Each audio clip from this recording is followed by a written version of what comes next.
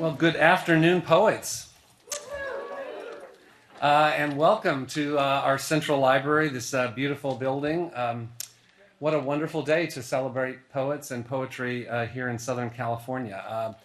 I know many of you, so it's wonderful to welcome you, but for those I don't know, I'm John Szabo. I'm City Librarian here at the Los Angeles Public Library. Thank you. I've had the pleasure of serving in this role now for 10 years. This is my 10-month anniversary, so it seems like yesterday. Still feel like the new librarian on the block, but anyway, it is such a great institution, and while I welcome all of you to the library, you are part of the library family, so it's almost odd to say welcome to the library because you are part of the library family, and this is your home, and so it's just absolutely wonderful to have you all here. Libraries are, of course, about access. We are about empowerment. We are about imagination, lifelong learning. And at the most fundamental level, I think libraries are about sharing stories and storytelling. And we do that in so many different ways through art and our collections, our public programming.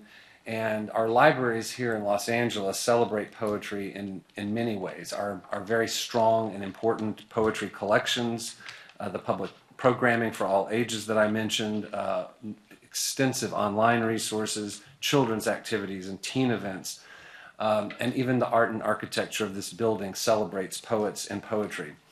And one of the ways that we celebrate today is through the Poet Laureate program and our partnership with the Los Angeles Department of Cultural Affairs. And as you may know, in February of 2021, Mayor Eric Garcetti appointed Lynn Thompson to serve a 2-year term. Yes.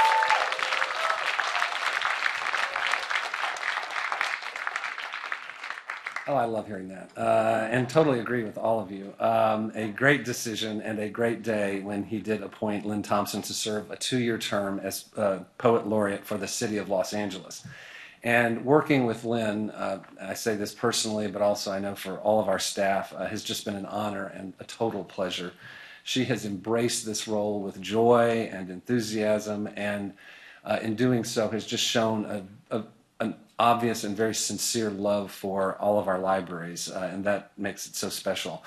She's become deeply engaged in the library, and we're so fortunate that she has led and participated in a variety of LAPL programming, including the Poems on Air podcast. And of course, Lynn follows the extremely successful laureateship of Luis Rodriguez, and wonderfully, Luis is here today.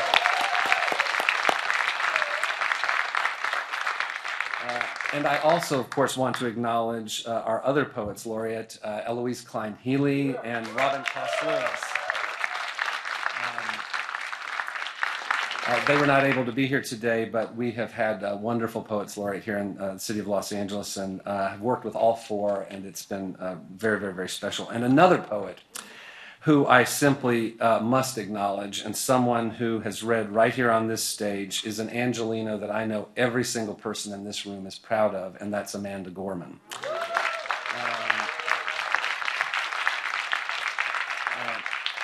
We all know her as the 2021 inaugural poet and our National Youth Poet Laureate, but many of us remember her as the LA Youth Poet Laureate, and she became LA Youth Poet Laureate where?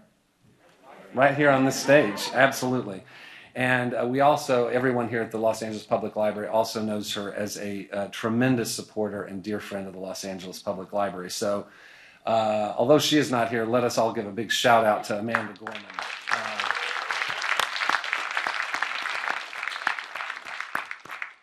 We may find her taking an oath at that podium that she read that inaugural poem at one day. Would not surprise me one bit.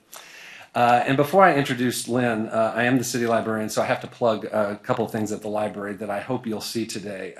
There are so many fabulous things always happening at the library, but there are actually 3 exhibits that I just wanted to highlight, and hopefully you'll get a chance to see them, if not today, at some point in the future, in our Annenberg Gallery, very close to where we were when the drone was hovering all around us.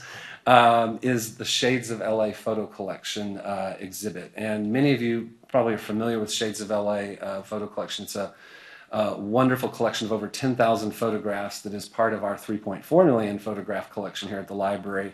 That was an effort to really diversify that collection in the 1990s, where the librarians went out into the community and solicited photos from families and organizations in neighborhoods throughout Los Angeles.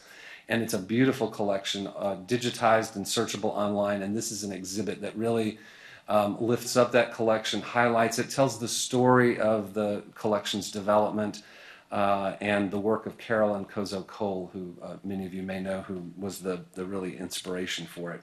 And then in the Getty Gallery, the large exhibit space, is Something in Common, an exhibit that explores belonging and connectedness in LA through collections highlighting some really fascinating organizations. If you don't know what roller pigeons are, you need to see it.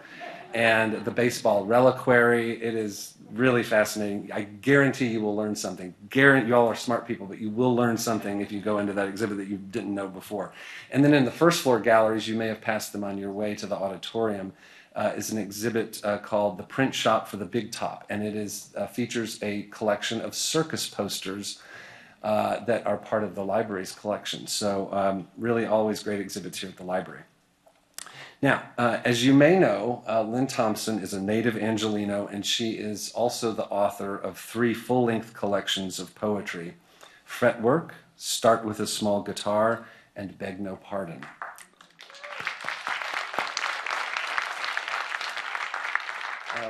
Having received multiple fellowships, Lynn recently received a Poet Laureate Fellowship from the Academy of American Poets.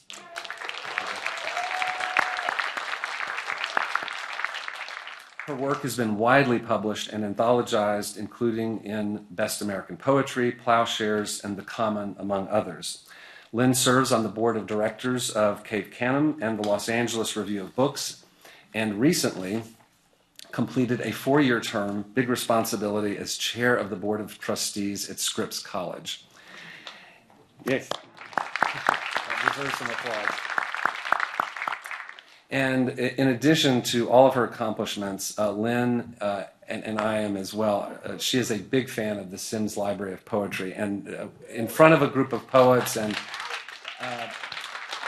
yes, and being a librarian, I just cannot stand at this poem without giving a shout out to the Sims Library of Poetry. And if you don't know about it, which I'm sure many of you do, it is the first Black-owned library of poetry and community space in California, and they have an upcoming anthology called Poems in Praise of Libraries. And of course, I'm very fond of that.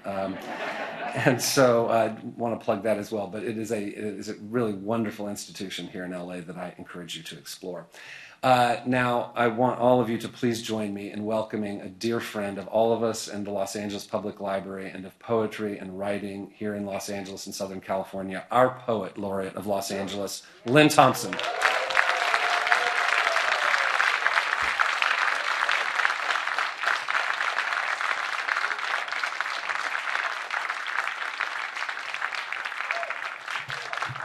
Thanks, everyone. I want to thank John so much for giving the Sims Library a shout out. Hiram couldn't be here today, but he sends his love and he's thinking of all of you. And so thank you very much for that. And for today in general, I want to thank the library. When Grant and I came up with this somewhat crazed idea, we brought it to the library and they immediately said, of course, we would love to do that. So to John and all of the library, but particularly to Madeline Pena, who couldn't be with us today, Ava Metnick, Diane Olio-Posner, Brenda Bro, Monica Valencia, and Brooke Sheets, as well as all the library staff, everyone in the booth, everyone in the building who said, oh my God, the poets are coming. We're very grateful to you. It could not happen without you, and Grant and I are very grateful for this. We're grateful too for the water and the snacks and everything. That was a little unexpected last-minute perk, so please take advantage of it. We appreciate that. I have to thank my partner in crime, Grant Heyer, sitting over there, my proper upper. Any superlatives that need yes, give him a round of applause. I'll give him a more decent bio in the second part of the program, but I do want to thank him for just really being brilliant throughout all of this process. But most of all, I want to thank all of the poets, the reading poets, the poets who aren't reading today, and those who are here because you love poetry. You're the ones that are making this a historic event. I'm glad I'll be able to say in some bio, oh yeah, I was part of this historic event. You are all the living proof of the best that beats language into submission. And this event really is a gift to all of you. Thank you too to everyone on the live stream. We can't see you, but we know that you're there. And by being here, you just prove that we are on the right track and doing the right thing. So those are my thanks to start us off. And let's jump into the poetry, which is why we're all here. And the first poet, of course, in my mind had to be Luis J. Rodriguez.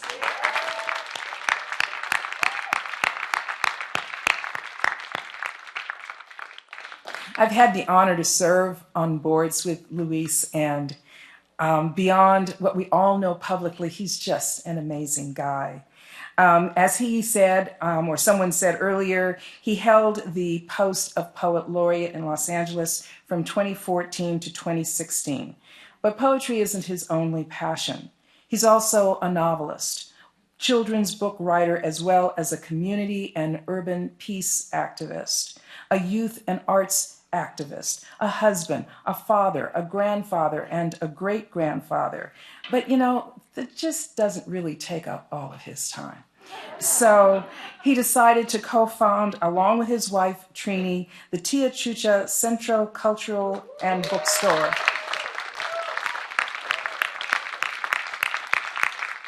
It's located in the San Fernando Valley. I was there last night along with Rick Blupert, who is sitting there in the front, and it is an amazing space. So I encourage you to find out about it and to go out there. It's a terrific, terrific bookstore. Luis also founded Tia Chucha Press, which has been in business for over 30 years. And coming out of kind of maybe a pandemic, we know how amazing that is. So that's a terrific achievement and another gift to our community. He's the author of more than 16 books across genres. He's received numerous awards and fellowships. And in 2022, he was given the California Arts Council Legacy Fellowship, as well as the LA Times Robert Kirsch Lifetime Achievement Award. I could not have a better role model for my own efforts as the city's Poet Laureate, and I'm just pleased to have the opportunity to thank him publicly. Please welcome Luis Rodriguez.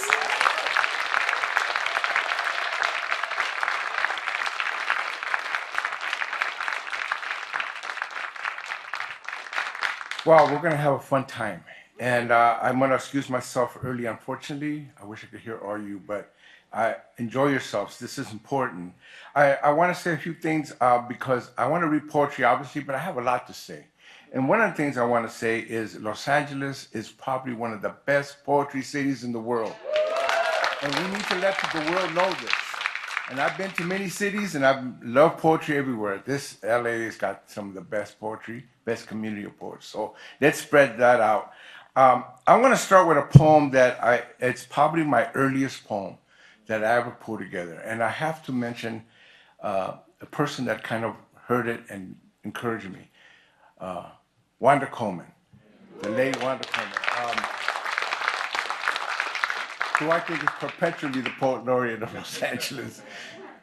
In the late 70s, I showed up to one of her little workshops. Yeah, I think it was at Beyond Baroque. And I had terrible poetry. I'm going to just tell you, it was awful. I don't want to, it was bad. But Wanda saw something in it. And she does that. I think she can see the poetry that's becoming a blossom. And that's important for all of us, because I think everybody's a poet in one form or the other. But you can see when it begins to flower. You can see the seed that's being planted. She saw that, and she planted in me this idea that I could be a poet. And I have to thank her for that. She's been a good friend ever since, till she passed. And I'm going to read you the poem. When I was 2 years old, my family moved from the border of El Paso and Ciudad Juarez, Mexico. We actually lived in Ciudad Juarez, was born in El Paso. And I was 2 years old, we ended up in Watts. So Watts is my first community. I consider it the most important community because this is where I got to know LA. I was there till about 7 or 8.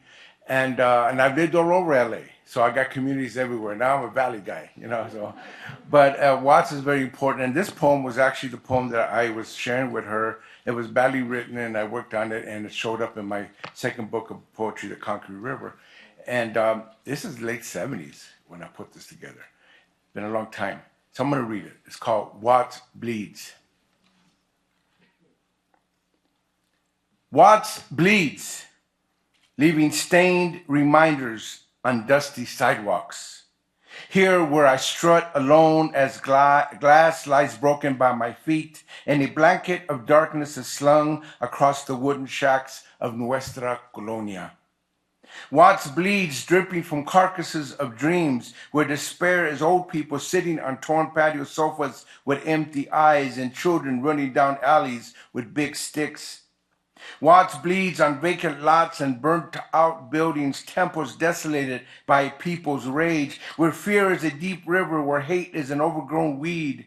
Watts bleeds even as we laugh, recall good times, drink and welcome daylight through the broken windshield of an old Impala.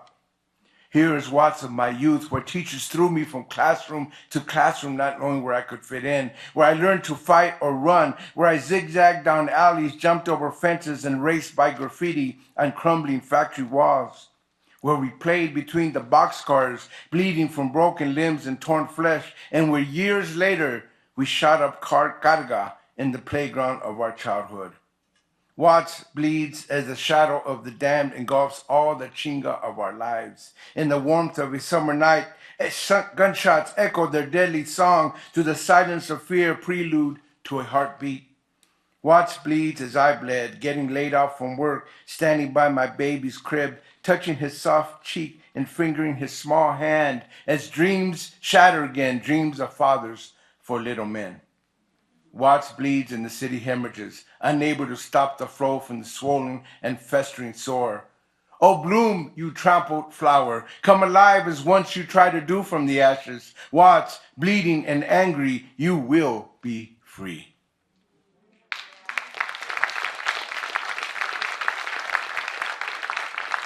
I forgot to mention the reason I went back to Watts in my early 20s. So my oldest kids are Southside LA kids. And Ramiro, my oldest son, he was a young, my firstborn there in that area when we were living there. Now he's 47 years old. The beautiful thing about the public library, and John knows this story, a lot of people know this story, but I'll share it with you, is as you might know if you read my memoir, Always Running, I was a very troubled kid, and when I was 15 years old, I was homeless. I was homeless for 3 years as a youth. I was on heroin.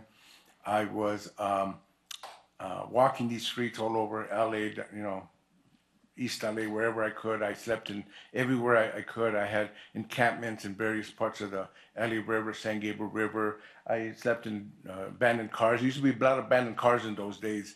I don't know if you guys remember the abandoned buildings. I slept wherever I could. I never slept in the same place twice. I never hanged with anybody. I didn't trust nobody. I hang with them during the day, but I didn't trust nobody. And this is just true, I used to have a 22 handgun, so I would mug tourists on Avera Street, Chinatown. I just mention all these things because I was a really lost boy, a man, a man-child, whatever it was. The one thing that saved me and the one beautiful thing was this library. And it gets me emotional because when you don't have a voice and you don't know that the world could actually be beautiful and wonderful and amazing because you think about the limitations that you're in, and the library opened up my imagination. And it was powerful. And I'd come here hours and read and read and read. And I didn't like going to school. I was a dropout. I didn't really get much out of school, but I got a lot of books. And you had to go to my house now because I got books everywhere, which my poor wife is driving my poor wife Trini crazy, but she hangs in there. Books saved my life, and I've Never thought that one of these days I would walk down those shelves and see my books on those shelves now, as it is now. I tell that story because I think it's appropriate, because people give up on young people. And don't give up on any of them. I don't know how hard they can be. I don't know how hard they can drive your life. And I got saved by books, and I got saved by people who told me, people like Wanda and others. So I'm going to read you a poem where I actually first heard poetry. And I never got poetry in school. I only heard it when I was 18 years old. I had written some words because of the library. I started to write. And somebody, I have to mention her name. Her name was Isabel Thurber. She was an administrator at my old elementary school when I was living in the San Gabriel Valley. And she got my terribly typed poems, because I found an old typewriter in my dad's garage. He didn't threw it away. I picked it up. It was all messed up. I was typing like this. Had ribbon that wasn't quite working, but I typed my first poems. She retyped everything on beautiful paper, that the onion paper, really, and gave it back to me. And I couldn't believe I had done this. I had to thank her, because why would she do this? It was so beautiful. And she actually helped submit it to a contest, and I won $250. And I was 18 years old. The sad thing was I was on heroin. I was in the street. But they actually took me to Berkeley for this award. I got in my first plane ride. I have to read you the poem. It's called Fevered Shapes. And the interesting thing about it, they took me to a poetry reading where the three, at the time, best performance poets were reading together.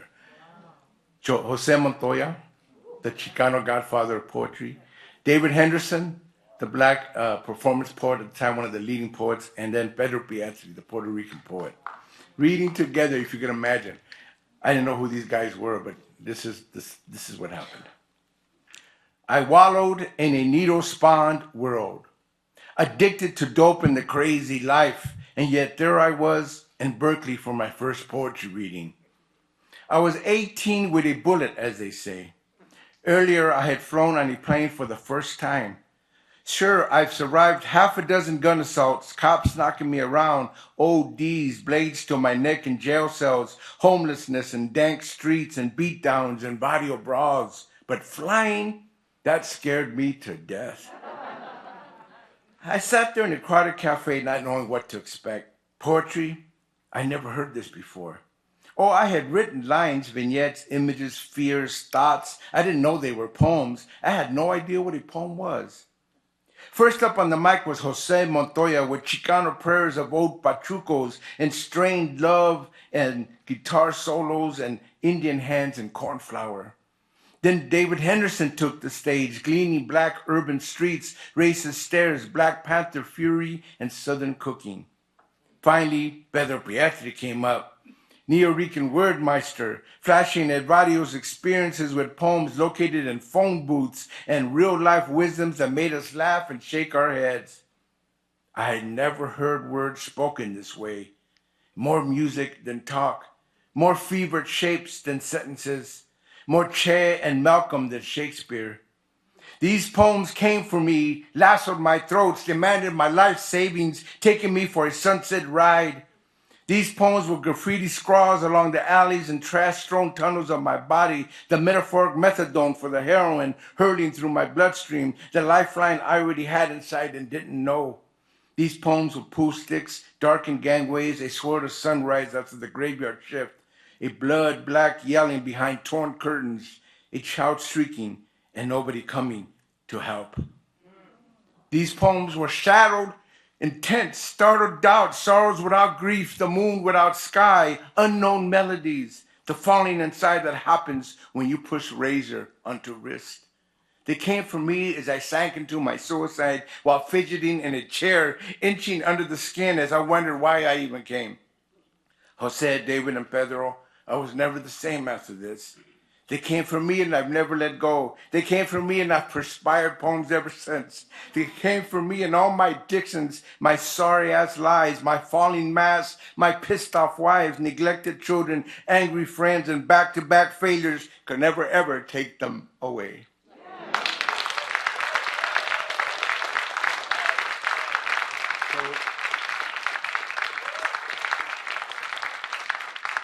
I want to read one more poem and then celebrate with you. I've been fortunate in this world, as you know, with the Achuchas and the press and the beautiful center we have. And I have this great family that's growing. As you know, my oldest son did 15 years in prison, but he's doing very well. He's really helping us out a lot. The sad thing about all this is, of course, the problems we're seeing in our communities, the homelessness, the violence, the poverty is increasing, the wealth is increasing. You know what I'm saying? When there's wealth increasing and poverty is getting worse, you know something's wrong here. And I want to speak on those things.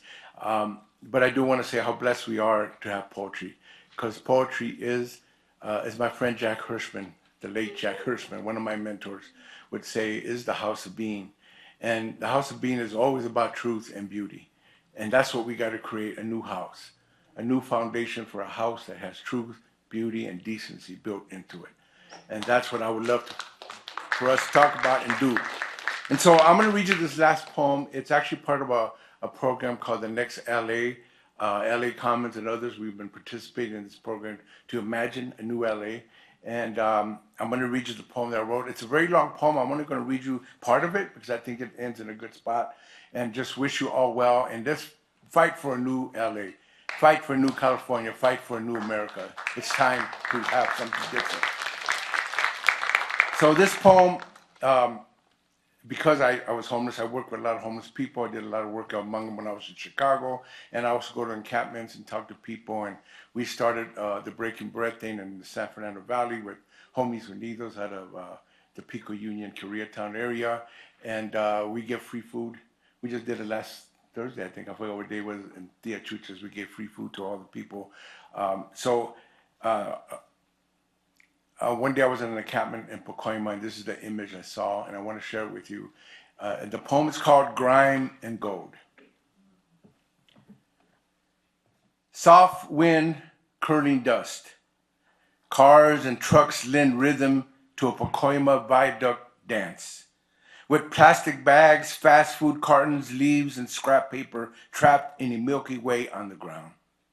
Under the roadway, as tires and engines growl above, a houseless man among an enclave of weathered tents sits on a bucket, his arms splayed over a splintered plywood board on a makeshift desk of boxes. He draws. Next to him, an illustrated book of birds, dirt crusted into cracks of spine and cover. Using a pencil, the man carefully incisions the lines, methodically shades in a spectrum of black to gray on a torn sketchbook page. His most valued asset in a place of no assets except for what sings in his bones. He draws and the city breathes with him. No smog, no industry, no rumbling soundtracks from above. The birds, the air, the land, the sea, the trees, the earth. On that blank paper, the man designs another landscape with no poisons, with new roads that curve toward new homes. He draws birds as I witness in his hand what launches new spaces, new parks, new abodes, where everyone belongs, where nobody has to stake a claim because all are claimed, where no one is blocked from flowering so birthings appear all the time, everywhere, every day, every hour, every click of a clock's seconds hand. The drawn birds polish from grime to gold. How the more you excavate, the finer things become. And how the lines fly, fly, fly in a vortex of dust and cartons. Thank you all very much.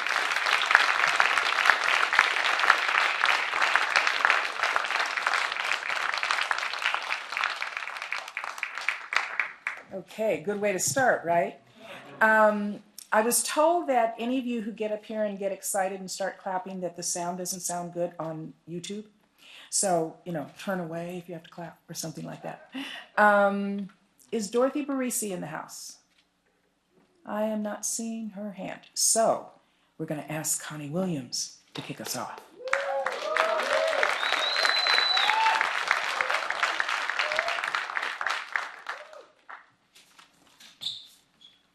I started my career here in 1982 in the data management section, typing library cards for 8 hours a day, 40 years ago, closing my dad's savings account.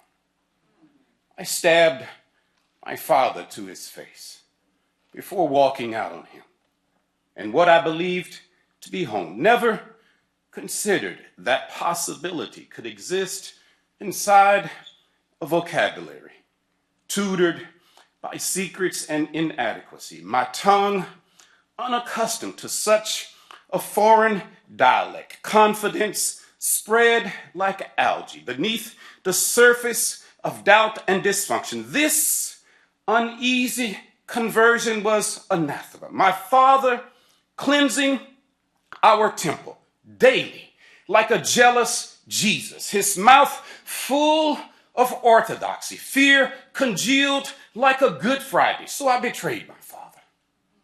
Not like Judas or Brutus, but just as Peter did the Lord. The night before his crucifixion, my impromptu dare sounded the same as denial. Surprised, held his face hostage, accusing my claim of absolute inside his eyes as though they were being nailed to a stake.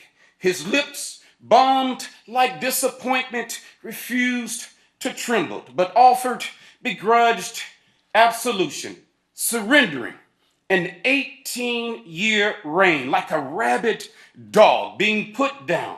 I spoke like Pentecost, cloven tongues sliced through air and resistance. And though I still wasn't the man, I bartered with God regularly to transform me into the possibility did exist inside an immature vocabulary that maybe I could be more than a Messiah.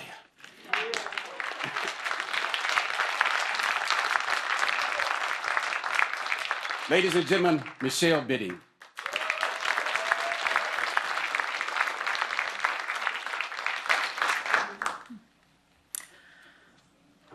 For Phil. All day we've bent like Benedictine monks over armoires and bookshelves, rubbing the house clean of grime and wicked thick dust, pausing but once to drop our robes and oil each other bright as snakes entwined in the grass of our sun-bolted bed. You never left me, or the strange world of my childhood I carry like a mourner on my back, never quite able to set the black box down and leave it behind without turning back to turn it around. 3 decades I've waited to jump the suicide train. My family tracks like a runaway beneath coastal starlight, a Southern Cross I note and bind in books stretched from ghost smoke like a cigarette I wish I had, but I'm trying not to do that because I like my body when it's with your body. 2 strands of the same high voltage cable holding me damp and sparking day or night against the green skin of the dark.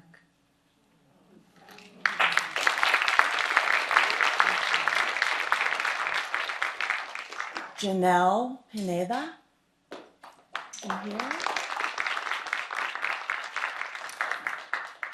Vanilla Flag.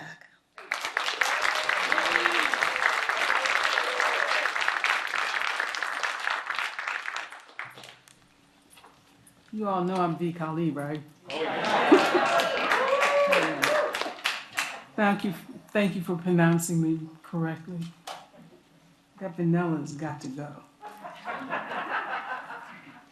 Last time I was here was in the 90s with Peter J. Harris.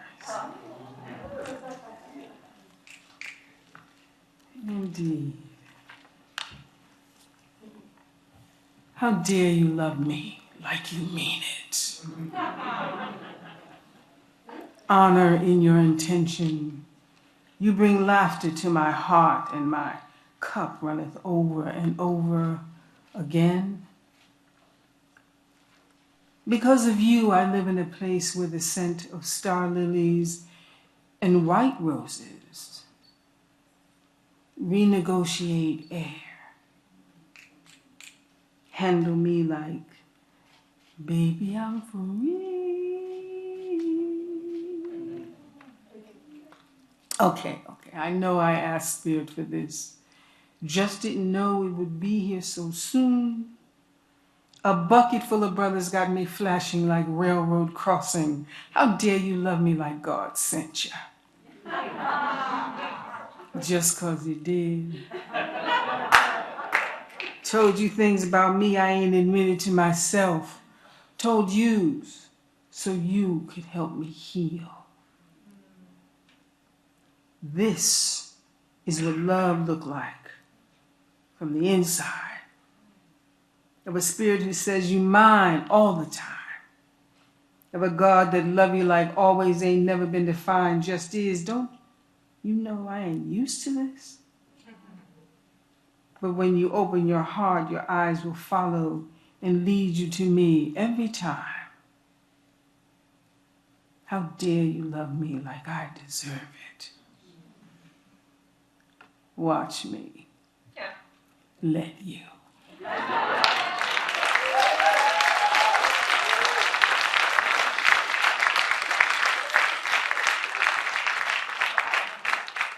But I'm gone.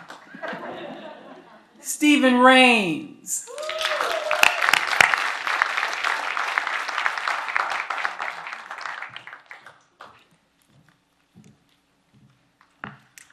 The dead. I read his obituary. Not only will he never breathe, eat, or sleep, he will never fuck.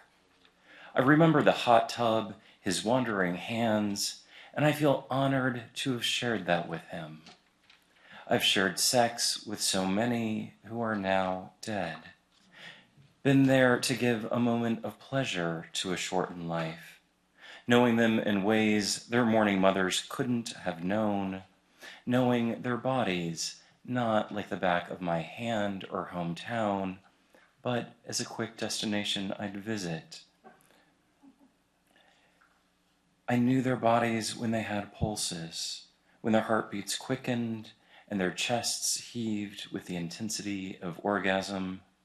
To desire them now feels odd, as the very vessel I lusted for decomposes.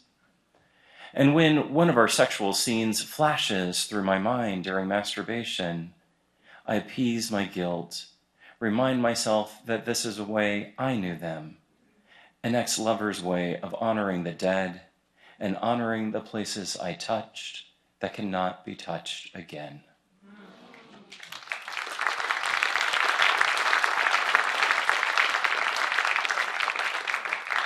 And next up is one of my favorite poets, Lois P. Jones.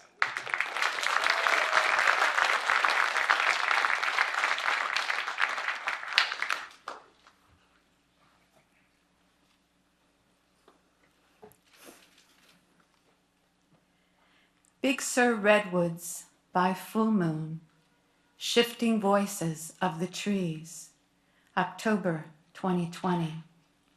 After Joanna Klink's See by Dusk. Comes to you from Titans and says, be shadow, be silence.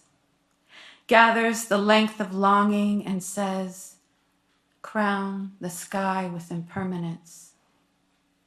Comes in the middle of caution and October felled into acres of loss. Drinks the light, lulling the waves of disaster that brought you here. Enters the path at midnight when the deer's eyes empty into trembling. Says you who know strength, keep standing. No fires will catch the heartwood where you live. No oceans will drown you in their history. Dream, the path calling you beyond evening's bleed of wood smoke into the clearing. Be somnambulant. Walk in the certainty there's no blindness, only what comes between you and the act of seeing. Fall, like a nocturne into the river, rushing like grain beneath your pillow, shifting the rhythm of your breath, beyond the newly dead. Tonight is a long hour without minutes, this blue bead of moonlight on your brow. Be the spirit girl who stands in clear water, stilling everything, trees, stones, root skin, invisible creatures who pause as you think of them. Shelter in the mirror of her image, her cape of gray doves, dense as the moss that surrounds her. Be stunned as the shaft of light on her face. Move like a hymn in the hidden worlds. Be here, only here. Thank you. And next, Brianna Munoz.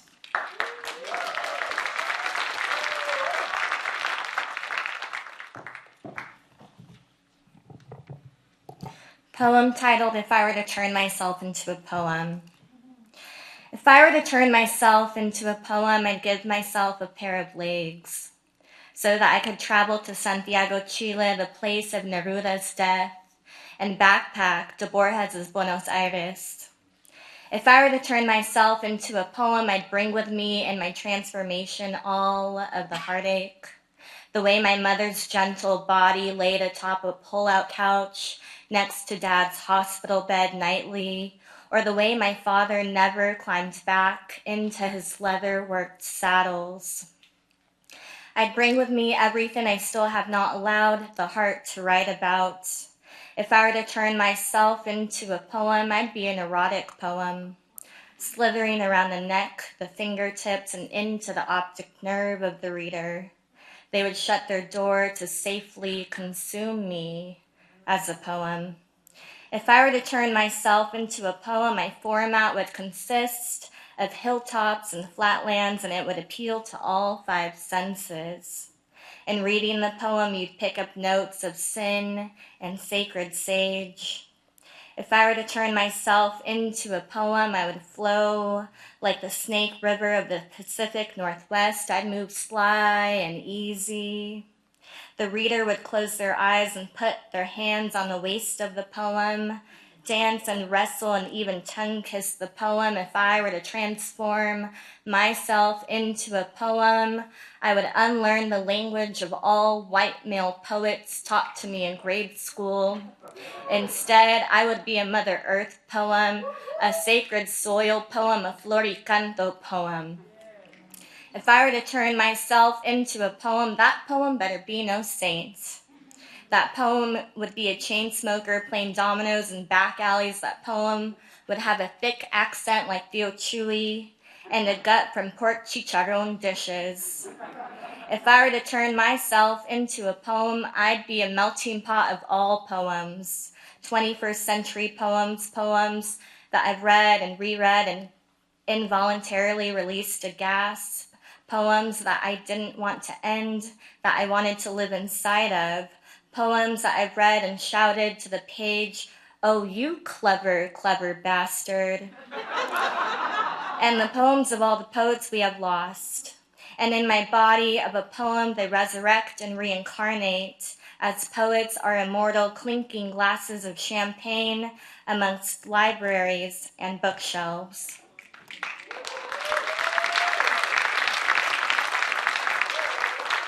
Amy Chin Santo.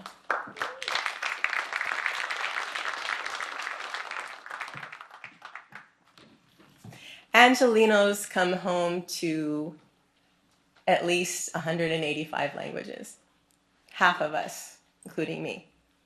And this poem is about honoring our languages as a natural and cultural resource.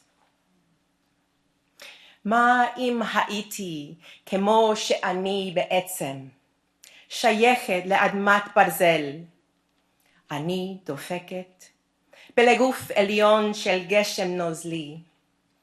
אני שופקת עמוד שדרה חשמלי של רעם. אני רועדת, הוסד משקל גפיים של אוויר. אני מורמת. מה אם הייתי בדיוק כמו שאני? Y si yo fuera exactamente como soy. Pertenezco a la tierra de hierro. Yo vibro. Torso líquido de lluvia. Me derramo. Eléctrica columna vertebral de trueno. Yo tiemblo. Extremidades ligeras de aire. Me elevo. Y si yo fuera precisamente quien soy. What if I were as I actually am? Belonging to the iron earth, I pulse. Fluid torso of rain, I pour. Electric spine of thunder, I tremble. Weightless limbs of air, I levitate. What if I were exactly as I am?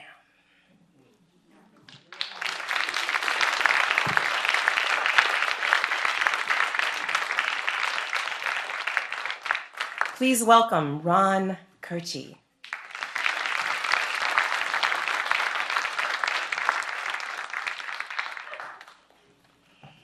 A few months ago, a niece of mine who was reading all of the Nancy Drew books asked me if I knew more about Nancy than she did. And I told her that she was lucky because I had a copy of Nancy Drew's secret diary.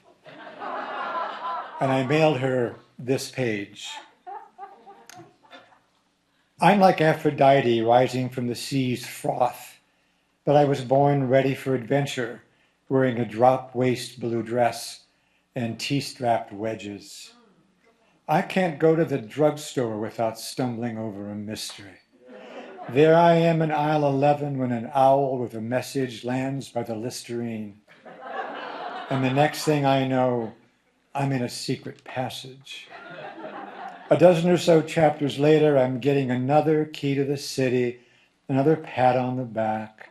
Kudos from my friends Bess and George, who watched me solve the mystery of the nude narcissist. I know it's rude to say ho hum, but if I can't tell you, dear diary, who can I tell? I have a boyfriend, Ned Nickerson, but no time to fall in love, given all the hollow oaks, scarlet slippers, haunted windmills, and forgotten cities clamoring for my attention.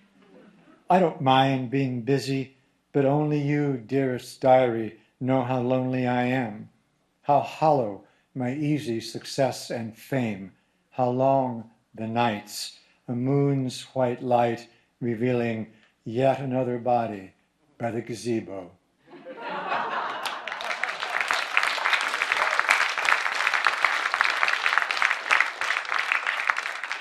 Say hello to Donna Sprout Metz.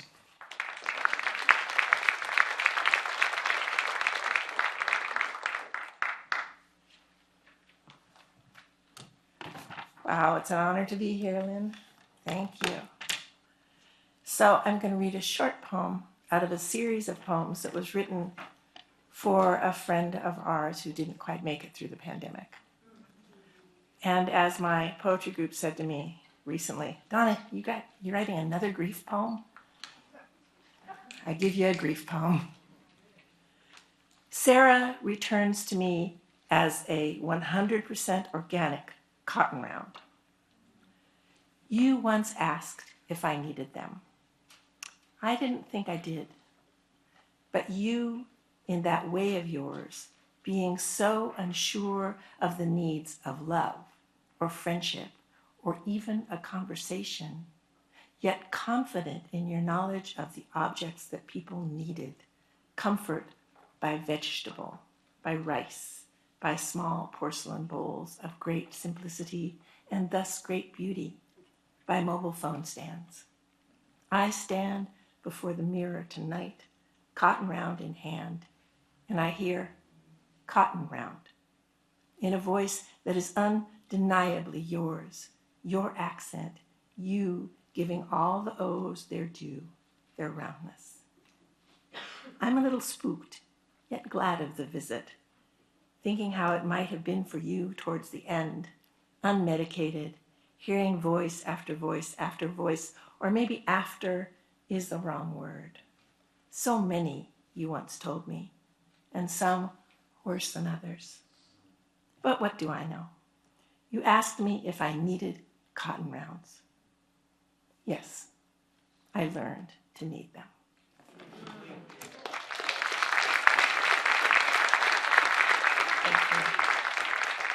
Thank you. And now, Chloe Martinez. Yes.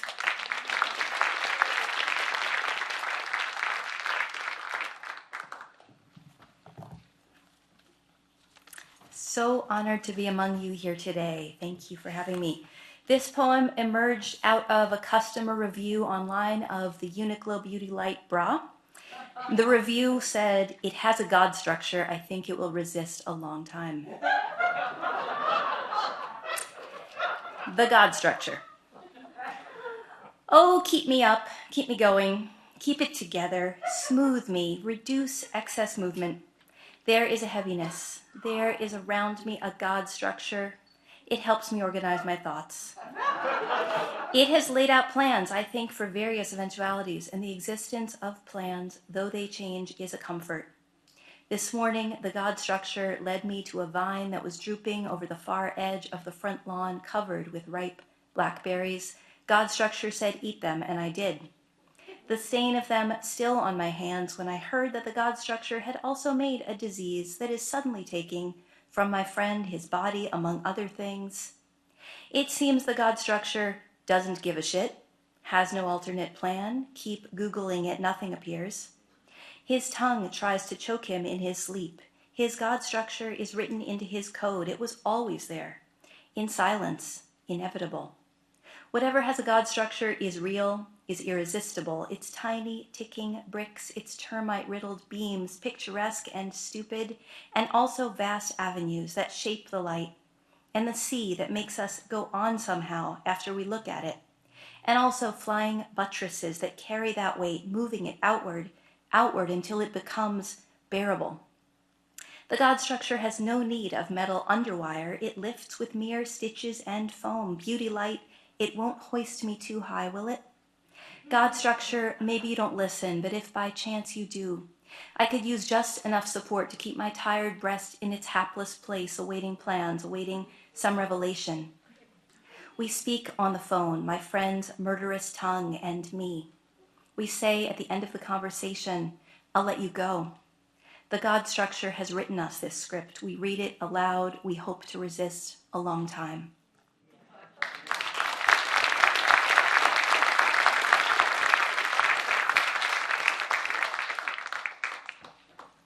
Corinne Topal.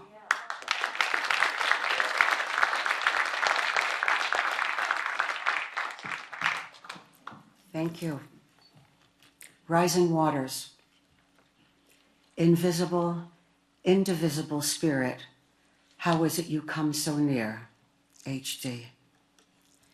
Maker of the tender lamb, of the nuns you marry in the courthouse of heaven.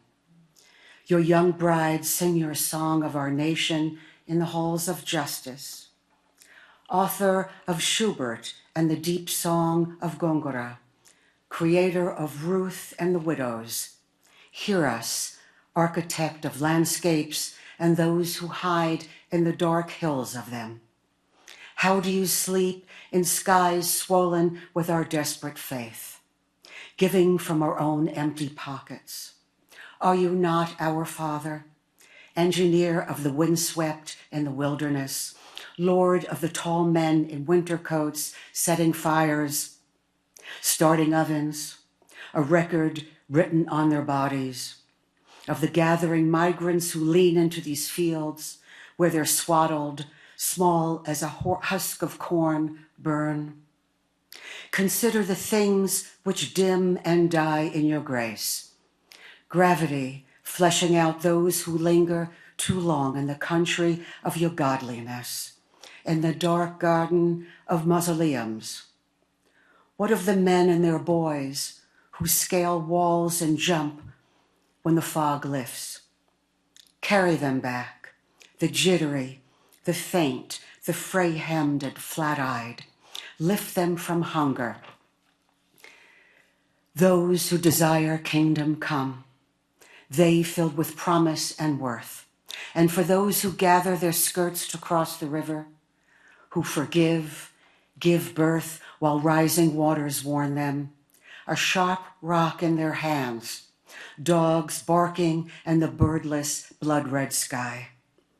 For almost any animal dead-ended at the sea or walled off at a crossing between lands bleeds out, their dark poured into the very light you made, their sentient selves swallowing stones until all that remains decays.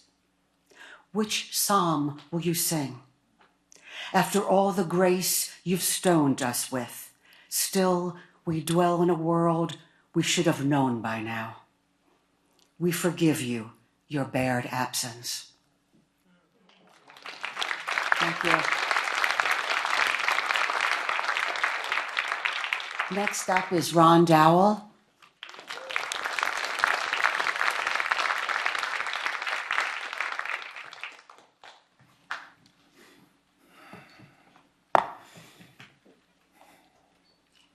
The devil's playthings. My first was far different than my last job, 20 hints. The house chores in the shoebox housing authority bedroom, shared with Richard, my younger brother. Making my double bed, sweeping winter cold, dookie brown asbestos tile. After school, I laid aside the latchkey to wash breakfast dishes before my parents sweated home, their indentured hands having assembled toys and swept boxcars. No, my first real job was in the summer of 1966, the year after we handmade Molotov and hurled bricks. Frustration's handiwork, Watts' hot uprising. I was 15, and the 6 a.m. newspapers thrown from the rail on Ralph McNeil's bicycle as he huffed and for which we made pennies paled when compared to that first real job in the summer 1966. In 1966, after the riot, rebellion, I started my first job as crew member. Handsome boys, strong backs, clearing overvegetated, long-neglected lots. My platoon toiled in rhythm, hands wedded to double-blade weed cutters, shovels, and hoes in the same order at the same tempo. Busy hands rose and fell simultaneously. Sweat flowed like rivers. Calloused hands, bandaged, blisters. We stink on my first real job that summer, 1966. Control a boy's hand and you control his body. Miss Ann knitted handcuffs for idle hands that summer.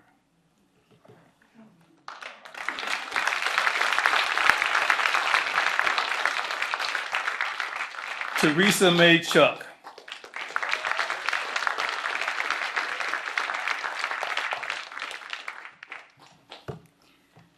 I was born in Saigon, Vietnam, a boat refugee at the age of 2, and grew up on unceded Tongva territory. Guan on a dragon. Mother shows me a lacquered painting on a plaque of Guan Bodhisattva of compassion, riding a dragon. It is misty around the Bodhisattva and the dragon. The picture looks so real, almost like a photo. A sacred vase in one hand and a willow branch in the other to bless devotees with the divine nectar of life. Mother says that she and other boat refugees saw Guan as we were fleeing Vietnam after the war in a freight boat with 2,450 refugees. When she looked up towards heaven in the clouds, she saw the Bodhisattva in her white flowing robe riding a dragon. Mother says that the goddess was there to guide and save us from the strong waves of the South China Sea. I should know better than to believe her, though she swears it's true.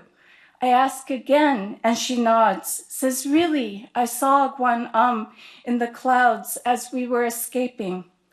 I should know better than to believe her, but a part of me wants to believe in a bodhisattva, in compassion riding on a mythical creature, to believe that somehow something more than just our mere human selves wanted us to live. Thank you. Next is Kim Dower.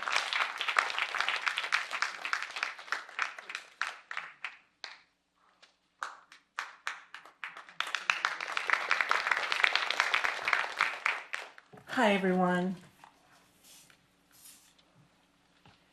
Bottled water. I go to the corner liquor store for a bottle of water. Middle of a hectic day, must get out of the office, stop making decisions, quit obsessing, does my blue skirt clash with my hot pink flats? Should I get my mother a caregiver or just put her in a home? And I pull open the glass refrigerator door, am confronted by brands, Arrowhead, Glitter Geyser, Deer Park, Spring, Summer, Winter Water, and clearly the bosses of bottled water, real water, and smart water. How different will they taste? If I drink smart water, will I raise my IQ but be less authentic? If I choose real water, will I no longer deny the truth, but will I attract confused, needy people who will take advantage of my realness by dumping their problems on me? And will I be too stupid to help them sort through their murky dilemmas? I take no chances. Buy them both. Sparkling smart, purified real, drain both bottles, look around to see is anyone watching. I'm now brilliantly hydrated, both real and smart. My insides bubble with compassion and intelligence as I walk the streets with a new swagger, knowing the world is mine.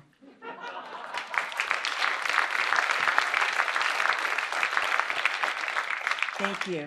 I have the great pleasure of introducing Suzanne Lummis.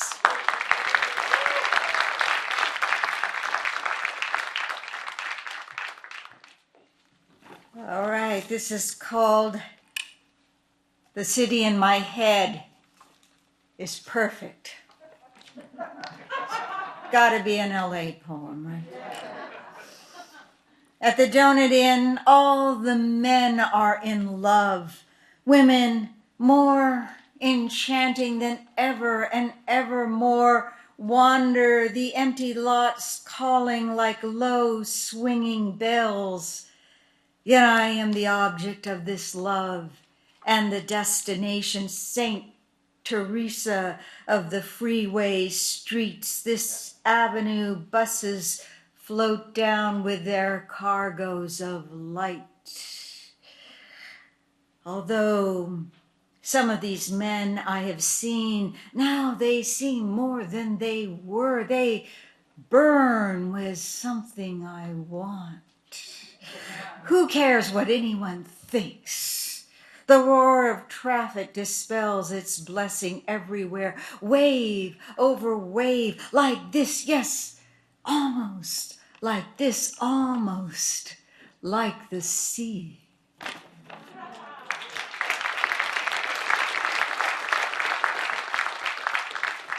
And I've got just a few seconds left, and because I believe there is a deep camaraderie between writers everywhere and artists and writers everywhere, I would like to call out to the great writer Salman Rushdie,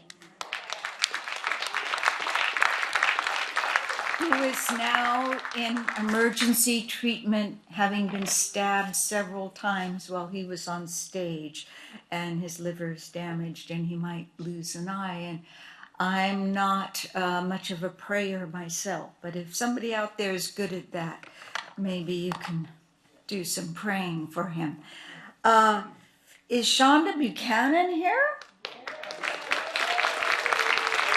Yes, there she is.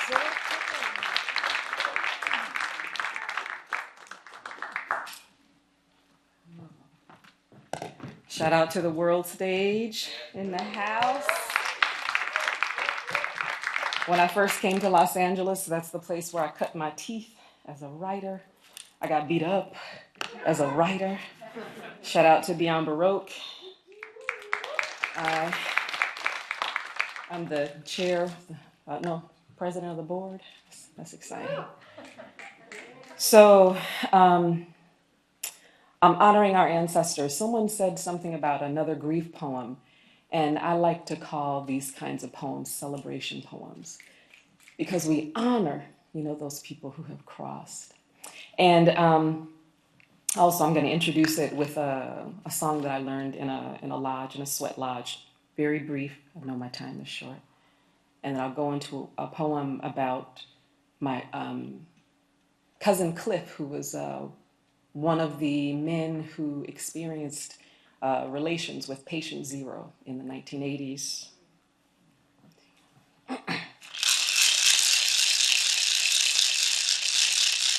Hey you, hey you,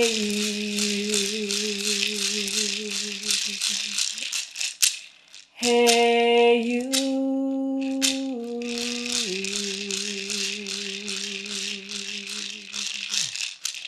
hey you,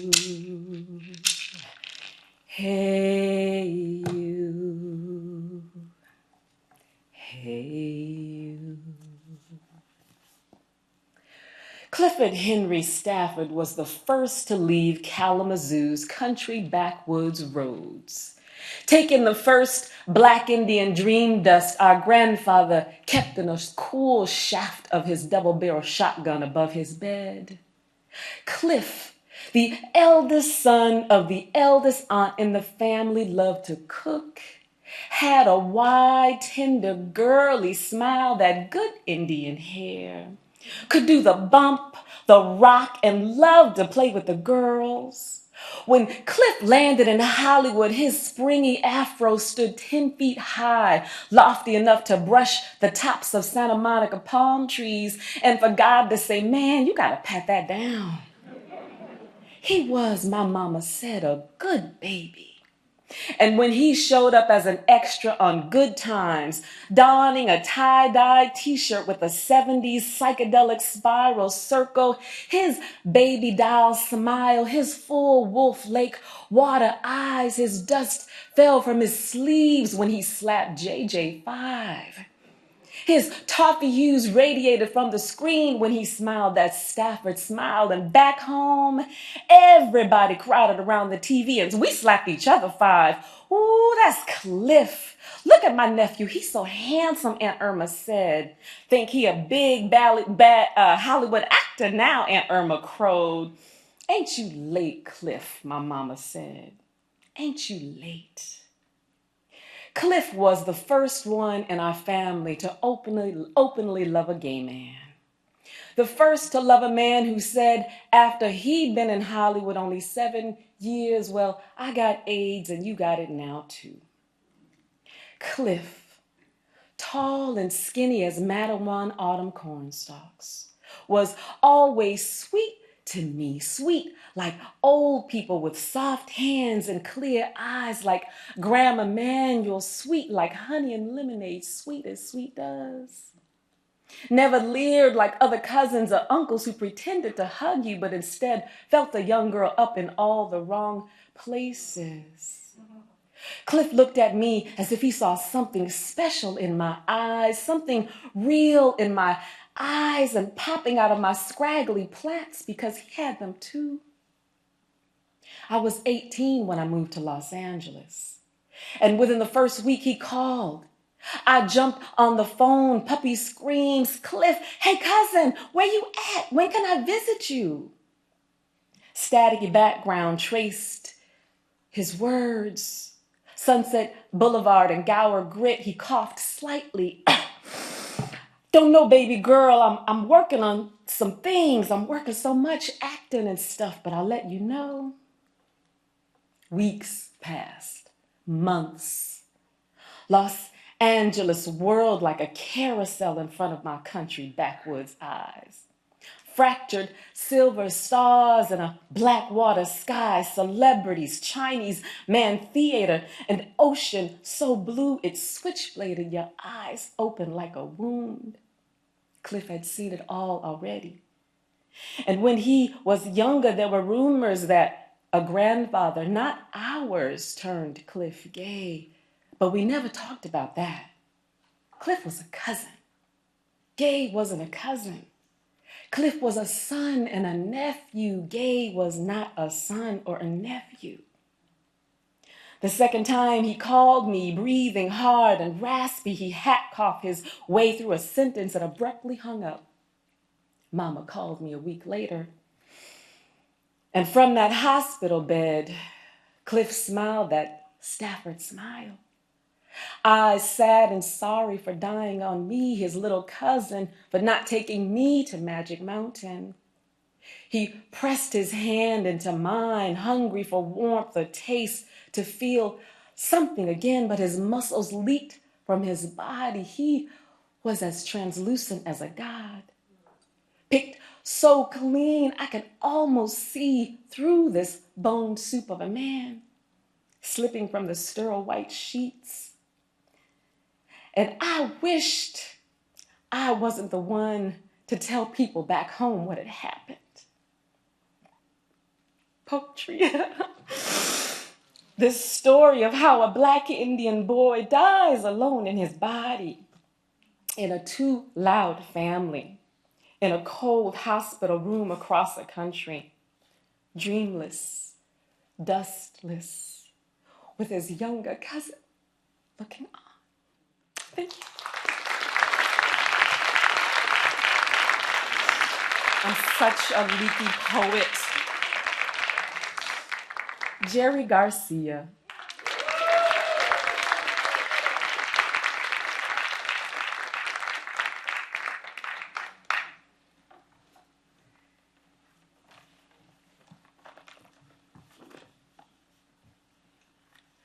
In the days when the age of pulse was giving way to the age of tone, when the epoch of analog, which was to say richness of language, of analogy, was the giving way to the digital era, the final victory of the numerate over the literate. Those are the words of Salman Rushdie from his book, Fury.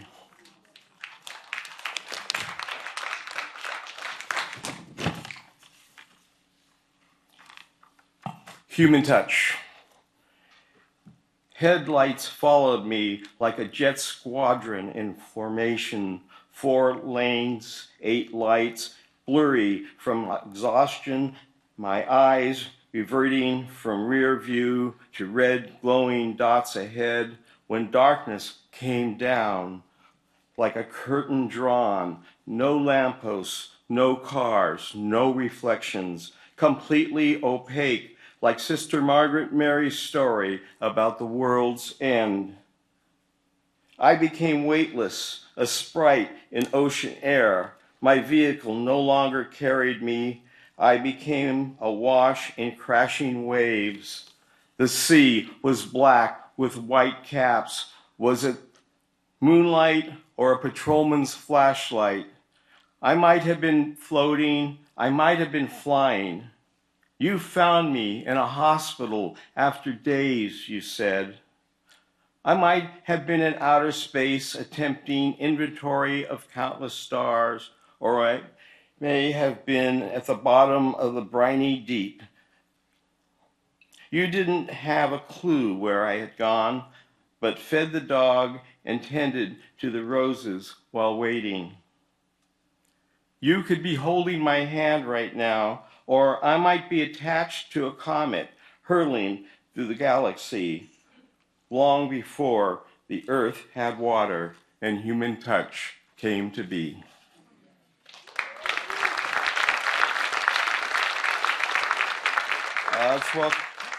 Thank you. Let's welcome to the stage Judith Pack.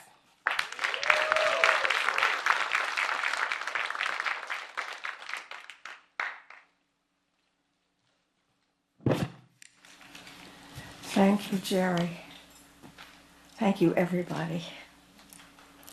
This is a meditation on conscience, and I think it comes from an age of innocence, which is not out there right now in the big world.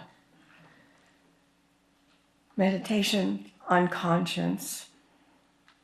Wrong, an early imprint on the self, dark and weighty, sullen as a stone that ducks and reappears as something else, as if to change that imprint of oneself. Something else must break through dark to yes, open doors, leave no and no alone. Instead hear yes and yes imprint itself, no longer weighty as a stone. What was it that I did when I was 4 or 5? I pulled out ringlets, strands of her red hair, those watery eyes, pale freckled skin. Besides, what did I know when I was 4 or 5? Playing house just in the yard outside. She took away my doll, which isn't fair. But what is fair when you are 4 or 5? So I pulled out some strands of her red hair. There's more. I've stolen now and then. One time a peach, another time a word, an hour. Yes and no sit far apart, withheld, alive and silent speak. Still, thieving can be sweet. Think ripened peach. Think open doors. The boundaries so oblique. 1 hour, 1 word rescues me from no. So stealing now and then, a word, a peach, a slice of heart. Which one? I ought to know.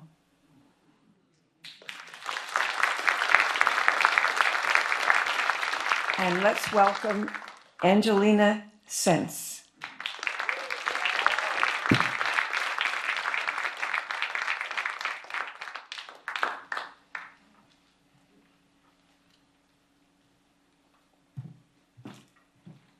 Buenas tardes. Es un orgullo y un placer estar aquí. Muchas gracias a Lynn Thompson por esta oportunidad.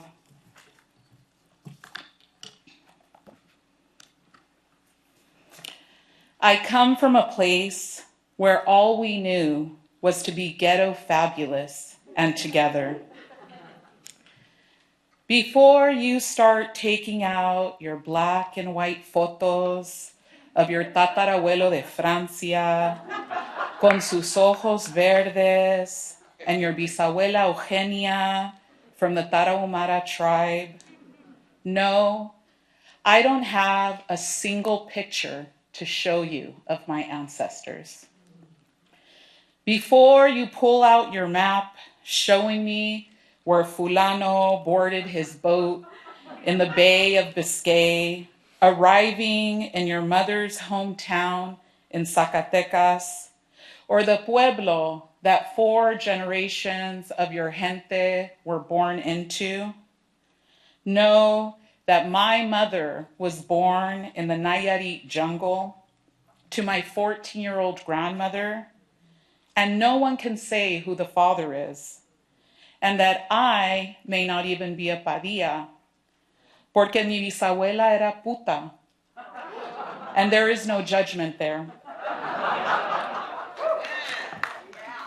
Before you tell me of caps and gowns, cheerleaders and jocks, and that you were voted most likely to succeed, no, I come from a place of flunking fools, 0.0 grade point average.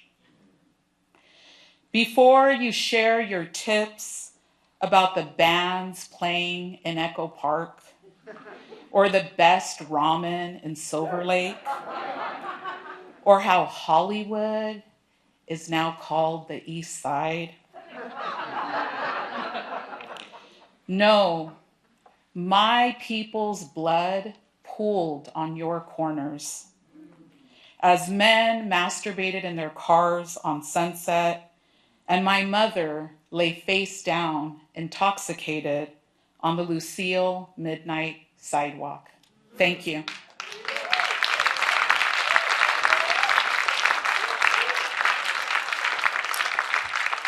Please welcome Rick Lupert.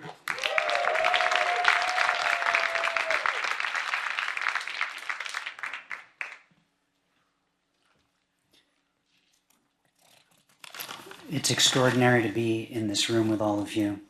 Thank you, Lynn Thompson, for making this happen. Thank you, City of Los Angeles, for selecting Lynn Thompson to make this happen. I wrote this for this. I'm not too sure about it, but it's less than 2 minutes, so honestly, how much damage could I possibly do?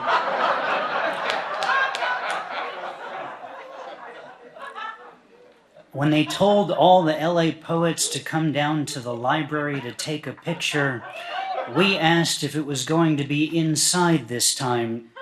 The last time we gathered for a photo, it was outside, and half a dozen of us dissipated into the sunlight. When they told all the LA poets to come down to the library, they mentioned we'd only have 2 minutes each. I went to the dictionary and panicked. I started crossing out words until all I was left with was an alphabetical list of prepositions, and frankly, that wasn't going to work as a poem. When they told all the LA poets to come down to the library, I imagined a single clown car filled with all of us, getting out one by one, claiming we were each going to read just one short poem, but then pulling sonnet after sonnet out of our never-ending clown poetry pockets until the city littering ordinances started to kick in and the mayor demanded to know what the hell a sestina was anyway. When they told all the LA poets to come down to the library, I thought, I'll go. These are my people. I've sat through the open mic trenches with them in Venice and Lamert Park and Los Feliz and Studio City and Sylmar and Hollywood, Long Beach. Does Orange County count? I was never sure. In freaking Canoga Park. I've listened to the best of your words. When was the last time I was in the same room with all the LA poets? I can hardly remember, but I won't forget today. Poets in LA, poets in LA, everybody poets in LA.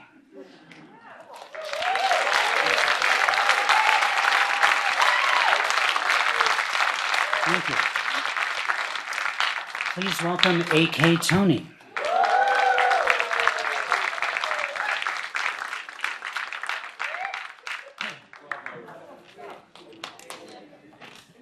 Thank you, Lynn.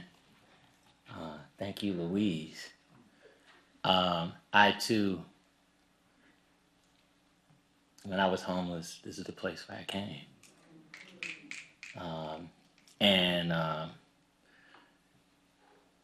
We're right next to Fifth Street.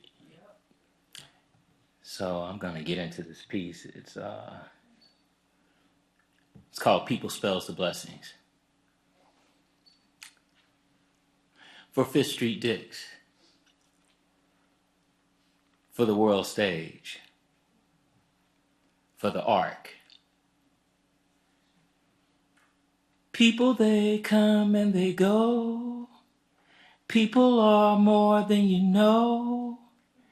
People, they come and they go. Some are less than the flow. Rise, Richard, be thy name. Thou village come. Heartbeat of the spirit from another other world experience. Sound of eternal ether exponentializing vibes from cups of black liquid. It browns our skin and clothes, reminding where we come from. We are the forever of jazz, hip-hop, blues, soul, and rhythm from asphalt rolling grocery cart. Only the things from the universe are what you need. Ancestors, we call upon your power for our seeds. Billy Higgins, high hell rhythm hits, struck a note from a stick that vibrated a cause for young people. He who made world of music every stage, everywhere, corners that echoed the call, branch of tree wrapped on skin, offspring from a never fall. Stand tall upon the peel of bark, tapping for y'all. Smiles of people spells to blessings on all. Horace Tapscott, the piano dots of architecture.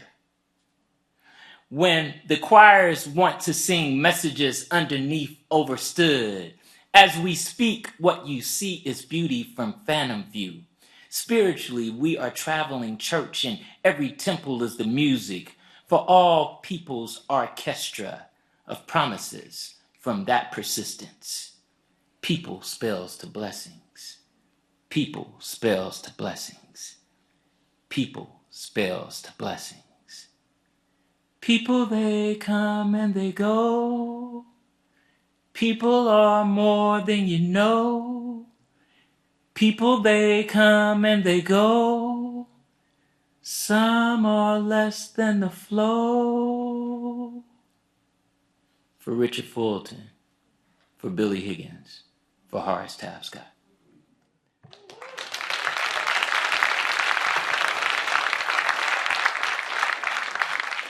And introducing Lynn Nelson Benedict.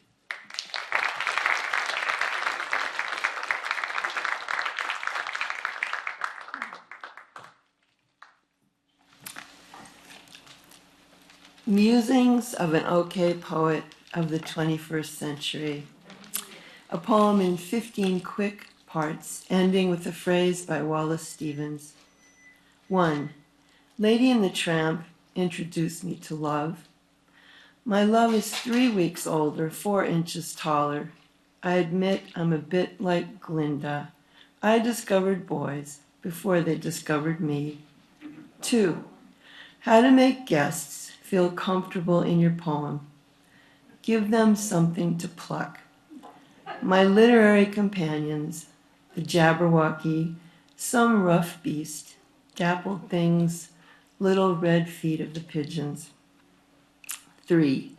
Dreams are common property, someone said, and something resembling sorrow. One friend sends me peacocks, another butterflies, and here is my pantheon of old boyfriends, gods all. See how the scars define me. 4.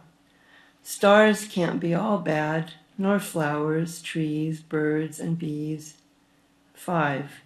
Turn on the radio and never turn it off. Listen with eyes that hear, hands that breathe, taste that deciphers smell. 6. Meanwhile, another rattlesnake dream, empty and holy, and an experience which shall remain nameless.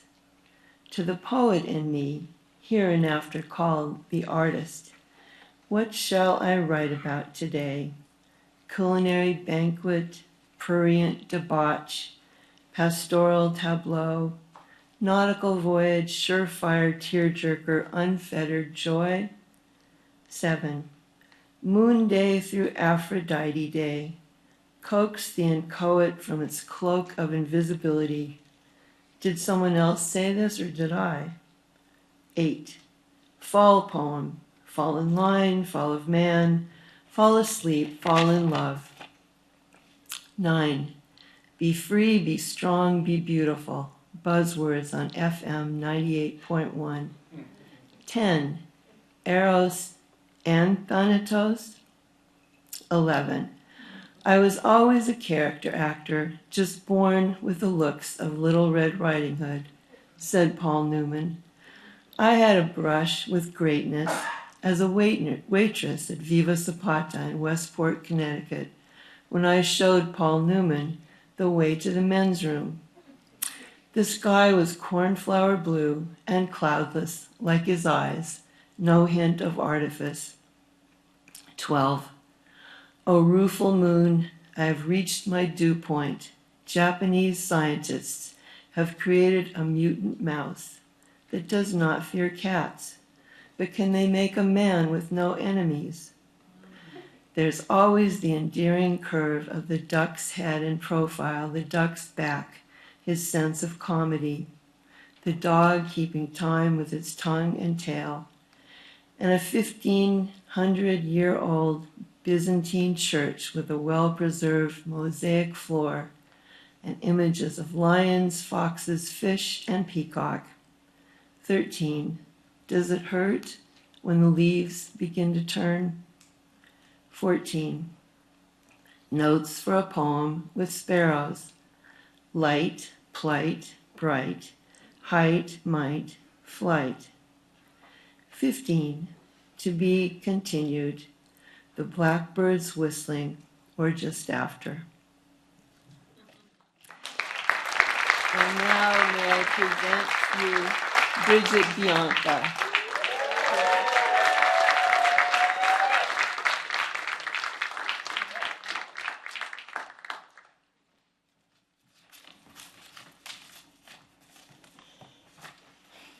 Remember the fire this time. 1992, South Central Los Angeles. I am 5 years old. Mr. Lee owns the liquor store across the street. He isn't black like me, but Lee is also my father's name, and because of this, I think Mr. Lee is a nice man. And he is. One time, I put a dum-dum lollipop in my pocket before leaving the liquor store, and my mother walks me back over, makes me apologize to Mr. Lee. He lets me keep it, but I cry just the same. Latasha Harlins is 10 years older than me. Her killer gets 10 years and then doesn't. A bottle of orange juice costs $1.79, or a 15-year-old's life. A dum-dum can easily cost a kindergartner, but I don't know that yet. Mr. Lee's liquor store doesn't burn down, but on our big console TV, everything is on fire. Mr. Lee closes early on those nights. One night, or maybe every night, I see the neighborhood butcher and his friend sitting at a card table in front of the store. The butcher and his friend look like my uncles. The butcher and his friend have shotguns across their laps. My father walks over with fresh coffee in one hand, his baseball bat in the other. Maybe the butcher and his friend are my family. After all, maybe Mr. Lee too. I am 5 years old and waiting for Soul Train, but the news is always on, is always breaking, is always busting a lip, is always fracturing a rib, is always blacking an eye, is always reporting live, is always reporting dead. The preachers on the news call for love and peace. Maybe they are missing something. I always shout, love, peace, and soul. Sitting on my knees too close to the TV, eyes closed tight, just like I was taught to pray. And my children's Bible says, on the seventh day, God rested and admired what he had done. Maybe the unrest lasted 6 days so we could gaze upon our creation and say it was good.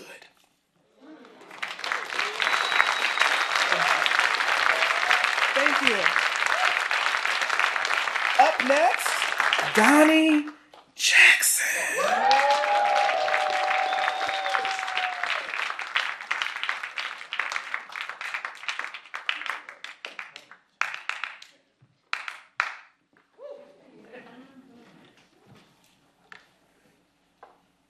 Newborn.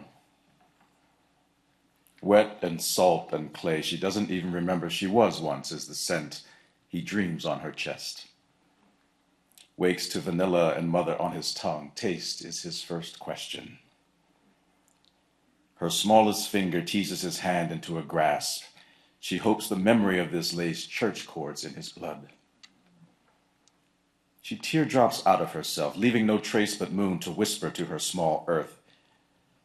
What I call you in this now, in this God of us, is your only name. Think of the gray above you as a blacksmith, your smile, bent sun, and thunder means a gift is being shaped for you. For months her sleep was awake. Too many stories in her carry low. Surely, boy, they say, forbid the doctor to say, surely, let mystery be short peace. I didn't want you to catch my afraid in a place where you couldn't run. And he is still not afraid, because her heat is an echo of where he first lived. She bathes with him, dilutes her afraid. They are lake. Their heartbeats morning birds. They share ripened tales in their exhale. She stands, listening to how they rain shower when they do not move. Dances them to the mirror. Her voice is barefoot in tigress mud. This is what a prayer looks like. She cellos when he nurses. She tucks him into her kiss, hollows out the night of its frightened men who could be weapons. Lets the dark be as heron bones. At last a sleepy sleep. A soaring quarter rest far above the aboves. Its shadow made of wool, scrolled upon the two of them like covenant. Each one the other's amen. Please welcome Peggy Dobrier.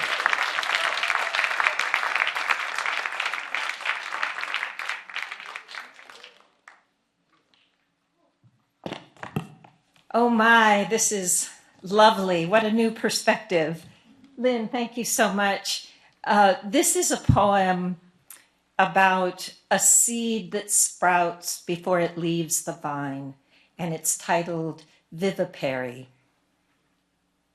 Vivipary.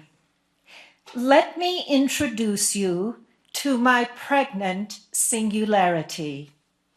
Here is misinformation, misrepresentation, misunderstanding, and her predecessor misunderstood. Welcome the blind who lead the branded. Shimmy your hinges and let yourself be undone. Inertia, it turns out, abuts action. There is actual atomic matter and what won't matter at all under the long arc of justice, gavelled by 4 closed chamber judges and their lobbies. Caliber, blood type, and oozing of every man and womb, abort, clay and its absence on the wheel of color, time and its legacy left at the door, abundant births in a seed before planting, tomato, Tomato, blood moon, violence, violence, its daily debut. America, Iran, Ukraine, and who even remembers the legacy of San Bushman?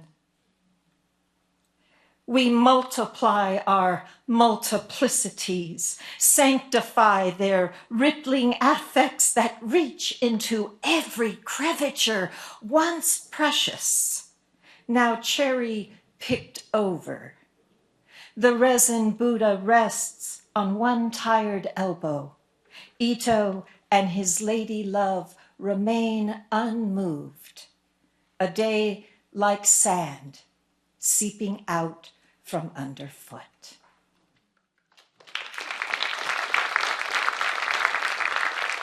Thank you. And now it's my pleasure to introduce Dare Williams.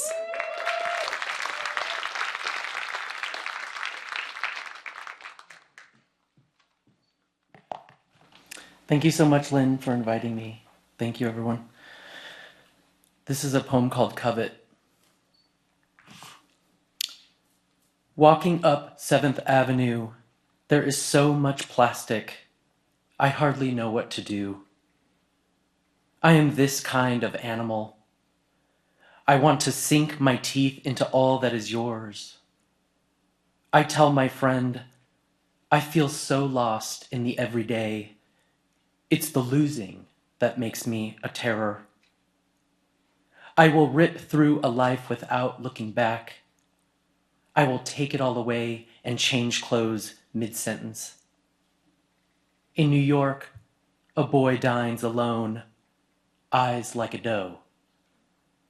I sit across from him because he holds what I want. He smells like my childhood, so I inhale him. No matter what I do, I will never get my father back.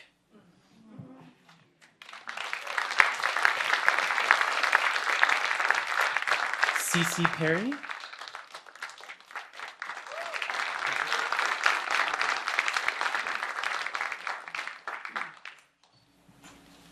Hi. Thank you, Lynn, for doing this. This is amazing. And I'm so happy to be included with all these fabulous people. I wrote this poem because I read an animal interest story in a newspaper, because I always wanted to write a poem in the voice of a chicken. And I was reading a lot of William Carlos Williams at the time. It's called The White Chicken Gives a First-Hand Account. I loved the red wheelbarrow rusting by the barn, my sturdy nesting place, my refuge. The night raccoons laid waste the coop, killed all the laying hens but me. Farmer buried them in the far yard, and Laszlo, the brown dog, dug them back up, nuzzled each gray bundle against the long hen house, and there, all morning, stood guard, Laszlo, brother of my heart. And up to the mic, Peter Harris.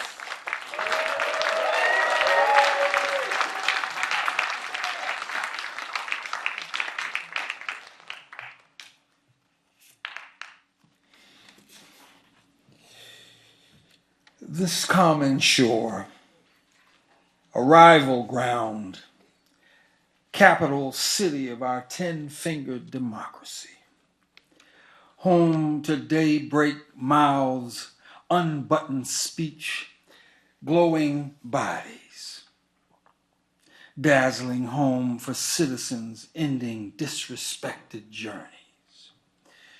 We rise in the same morning now.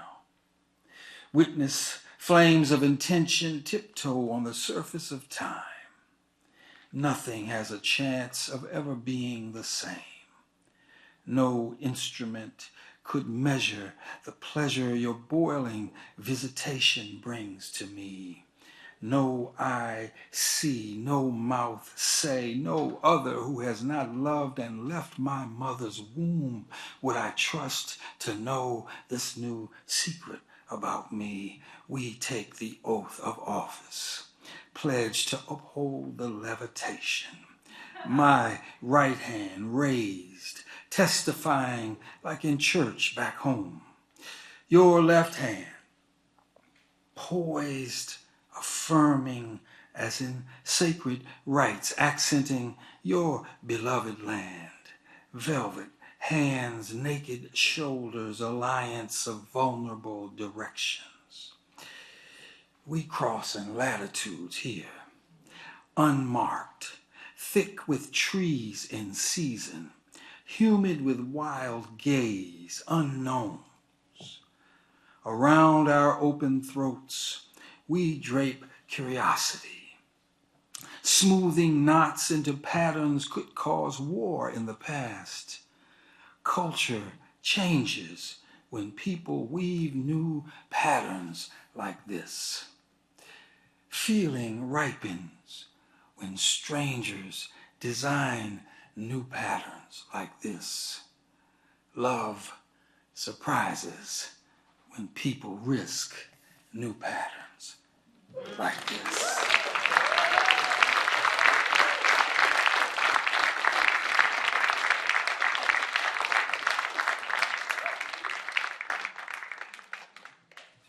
Well, I gotta say, you all have taken my breath away. I think we're all feeling like a little, wow, this is what we do. This is who we are. So, with the other half of the poets are going to get us started this afternoon. And to introduce our new Poet Laureate for Los Angeles will be my partner in crime, as I like to refer to him, Grant Heyer. By way of introduction, it is a real honor to share this stage in planning. So many of you have thanked me for this afternoon. It's really me and Grant. I never, ever in a million years could have pulled this off by myself. And he is the man who's been doing so much. When I called and said, I don't know what to do about X, he's the guy, right? I think some of you heard earlier, he was the inaugural Poet Laureate of Anaheim from 2018 through 2020. Yes. And his other literary honors include the, did I type this wrong? Kick Prize or Keck Prize? Oh, it is Kick Prize. I'm better than I thought. Okay. The Kick Prize, Prize Americana, and the Nancy Drew Taylor Prize for Excellence in Poetry. For his community service, he was named recipient of the World Refugee Day Courage Award in 2019. He is the author of 3 books of poetry and 1 book of flash fiction. His individual poems, essays, and fiction have been widely anthologized internationally.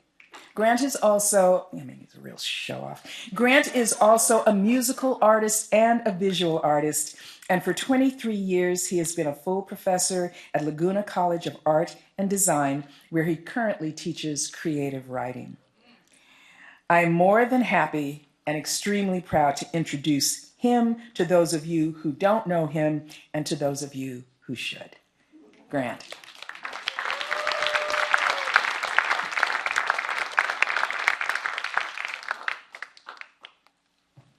What an absolute joy to work with Lynn. Those of you who know Lynn, always had great respect and admiration. It only grows. Much love. Thanks to all who worked with us. I'm just going to quickly thank everyone who helped stage this. Lynn mentioned some names. All the poets and the guests in the room, I want to thank again.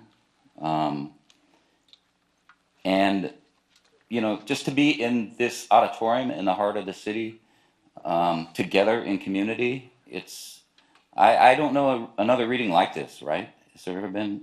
It's pretty historic, the talent in the room. But a day in LA, a day of poetry in LA is right. It's been a day. We have another half to go. But These poems, as you can tell, are brief and diverse by design. It's like a feast of amuse-bouche. That's what I thought of this morning. But to be fair, there's poetry happening every day in this city, around the city, being written on buses, in schools, on our digital screens, glowing, lighting up our faces. So the celebration of poetry for those watching at home, I encourage you to try writing if you've never tried to write a poem. Jump on in, the water's fine, the community's not too scary. We're here. And in the heart of the city, in the heart of this beautiful building, one of the most beautiful buildings in the Riordan Library, are our librarians. And I just wanted to give a shout out to our librarians. Especially in light of these troubled times and the headlines of today. Bruce Colville said, "My real heroes are the librarians who at no small risk to themselves refuse to lie down and play dead for censors." Yeah, and I'm going to borrow Neil Gaiman's words. Librarians are the coolest people out there, doing the hardest job out there on the front lines. And every time I get to encounter or work with librarians, I'm always impressed by their sheer awesomeness. Speaking of sheer awesomeness, it is my honor and pleasure to introduce our next feature reader. Salome Agbaroji is the Los Angeles County Youth Poet Laureate for 2023. Salome is a first-generation Nigerian American, an avid poet, an activist. Her work, both on the page and out in the world, Salome has been a tireless advocate for human rights and the environment. She looks unblinkingly, to borrow a term from Sharon Olds, at the most pressing issues of our times, shedding light on important light on institutionalized discrimination, immigrant stories, the Black experience, mental health, environmentalism, and injustices in the international community.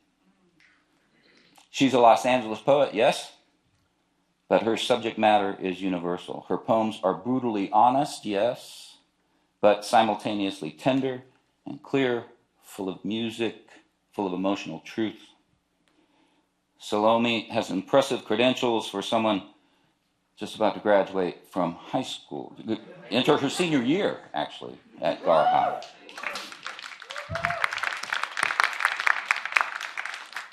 Salome has written and or performed spoken word for the Golden Globes pre-show, the NFL Rams halftime show, the Los Angeles' own Mayor Eric Garcetti, and many others. She has appeared in magazines and journals, on television and radio, including KCET's Artbound and KCRW's Young Creators Project on NPR. Salome was a Young Arts winner in spoken word and has been honored with many awards, including the Scholastic Arts and Writing Award. She was part of the Get Lit team that took second place in the Brave New Voices Slam. That's the world's largest youth poetry competition, and she was the youngest ever participant in and a winner of the Ill List Poetry Slam. Her art is her voice, as she has said, and she is eager to share it with us. Now, please welcome to the microphone the current Los Angeles County Youth Poet Laureate, Salome Agbaroji.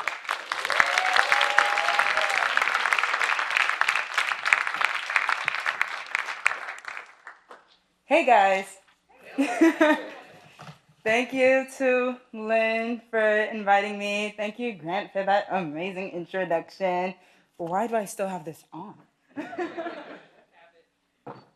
I'm very excited to perform. It's been a great day of hearing everyone's poetry. Shout out to my mom right there. And also, I'm trying to find him in the crowd. Shout out to Mike Thompson. He led probably my first poetry workshop 3 years ago. And he believed in me, and he published my work in his website. And he congratulated me when I got LA County Youth Poet Laureate right here on this stage. And I appreciate everyone, Get Lit, the poetry organization, for supporting me. And I'm excited to perform this poem because I've actually only performed it live one other time. It's called Chasing Fences. I haven't lived a raceless day since scraped knees and monkey bars, and PE laughing with a sun that only made me darker, and my dripping eyes that wandered didn't seem to care. Little Californian asthmatic breathing wildfire air just wanted to reach the fence first. Little kids race, it stood for something. Perspiring water fountains until my chest hurt, proving to the wood chips watching that 100-degree weather couldn't make me die of thirst, would set the precedent of pickable for the next soccer scrimmage. Maybe even etch my name in the alopecia spots of unwatered public school grass lots. Ooh, I was fast. Often, for no reason, I ran just to say I lost my breath. To say my breath was loster than yours, but that I suffered through with a checkered board smile brighter than the gold star sticker on my forehead, to grip the braided barrier of century-old rust with my tiny hands 4 Mississippis before you. My power was knowing that I couldn't breathe, to the point I choked on laughter, but I didn't stop. The struggle, it stood for something. I thought the sharper my inhalation burned made me more of a runner. Turns out I really just raced for exhaustion's sake and to conquer the same asthma that took my brother. Kinda like my activism 10 years later. Possibly I protest for the cause, but maybe I scream like grieving mothers at these marches just to say I lost my voice. To say my voice was loster than yours, which makes me the next Harriet. The overachiever has never outrun me. I still choke on laughter, talking about intersectionality and other big words my 5th grade self would gleam at, because I think the less I smile makes me more of an activist. I berate myself with dashikis and slave codes to know pain by its first name. Because what am I without Black trauma anyway? The struggle stands for everything. The struggle makes me Harriet, more Harriet than the occasional fast walkers, happy-go-lucky skippers that couldn't even recite a single line from the movie Fences, but can only hop them. Not me, see, I'm the good Black. I'm the make King proud, the you know Jesus wasn't white, right? The anti-capitalist, Afro-nationalist track star for social reaction Black. If offered a medal for it, my mouth runs faster than my feet do. These days, I wonder if pleading for Black life is how I'll lose mine. Sometimes I wonder why I don't just stop running, stop chasing fences and just breathe. What am I burning to prove? That I am mood board for February? That asthma can't take me like it did my brother? That the cops can't take us like they do our brothers? I run like wildfire because Ahmaud Arbery couldn't jog. I don't stop to breathe because George Floyd couldn't. And I don't rest because Harriet surely wouldn't. She walked so we can run. So if this advocacy is a race, I'm winning and carrying it like birthright obligation. With each drop of sweat, I receive an ounce of freedom, which makes me the next Rittenhouse. So I'm running like the happy tears of acquittal until my fences turn picket. How dare some be easygoing and content and politically indifferent? I haven't lived a raceless day since a life beyond these insufferable fences gave me the chance to stand for something. And I've been running ever since.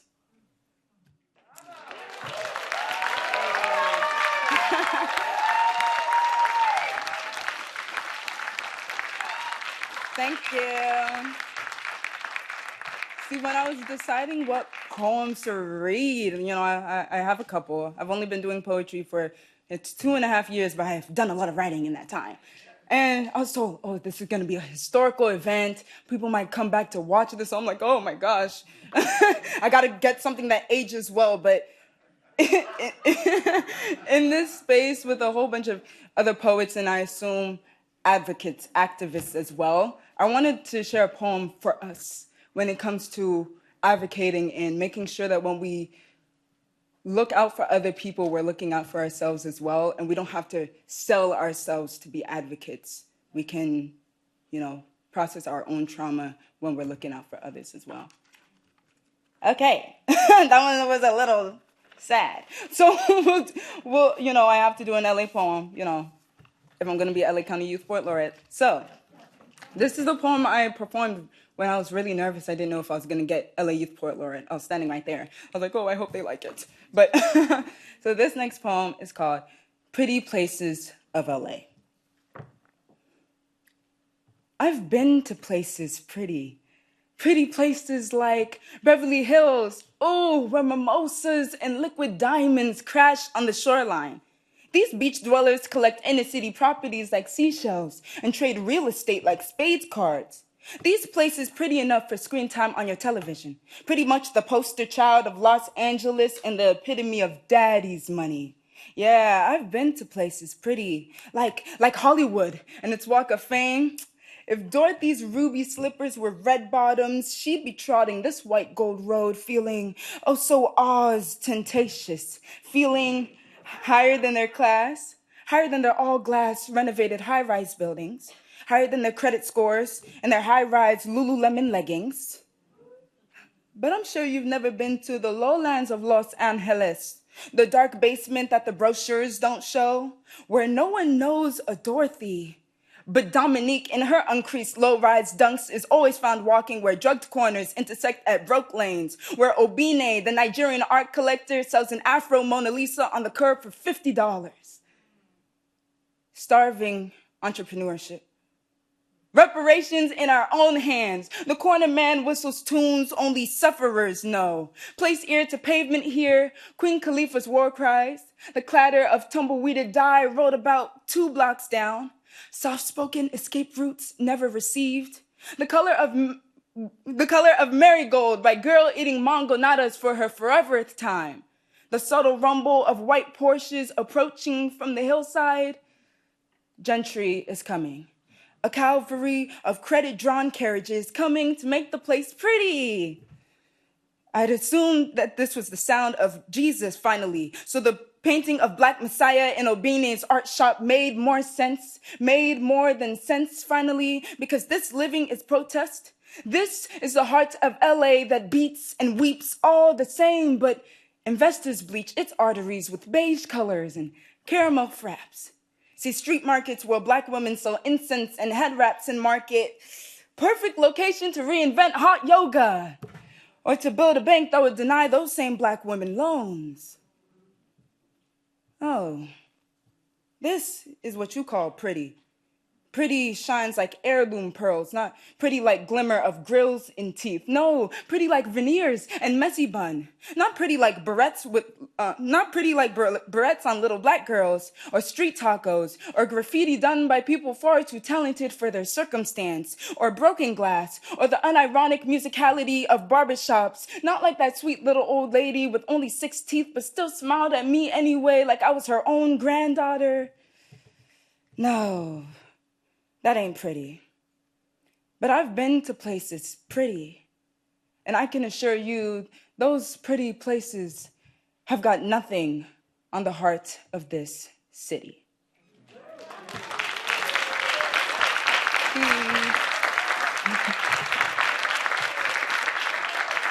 Thank you. I hope I'm not over time, but I just want to say that poem was inspired by Lamert Park. That community was, highlighted a little bit earlier.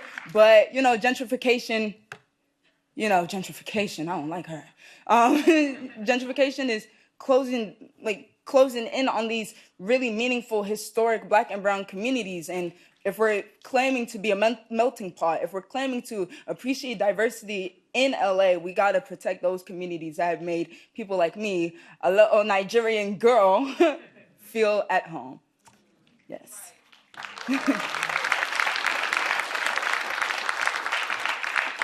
And the next poet is Victoria Change.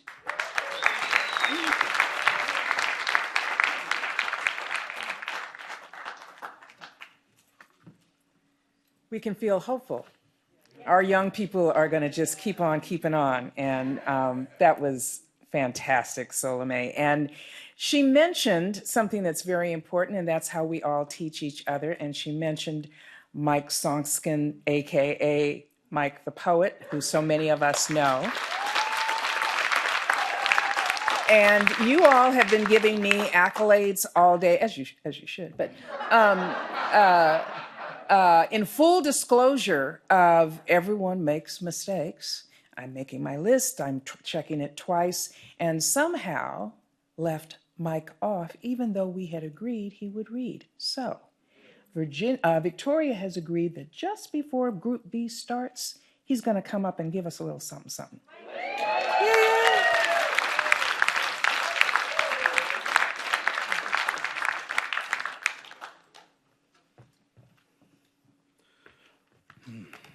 I'm alive in Los Angeles, LA.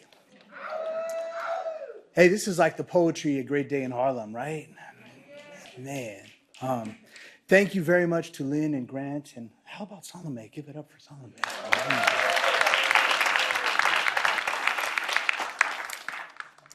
I'm going to do a poem for my mentor, Mike Davis, who currently is throat cancer, and he's on palliative care, and he just stopped his chemo. And you may have read a couple of articles about him. Hopefully he's going to hang in there a little bit longer, but it's a tough circumstance. So this is my tribute poem to Mr. Mike Davis.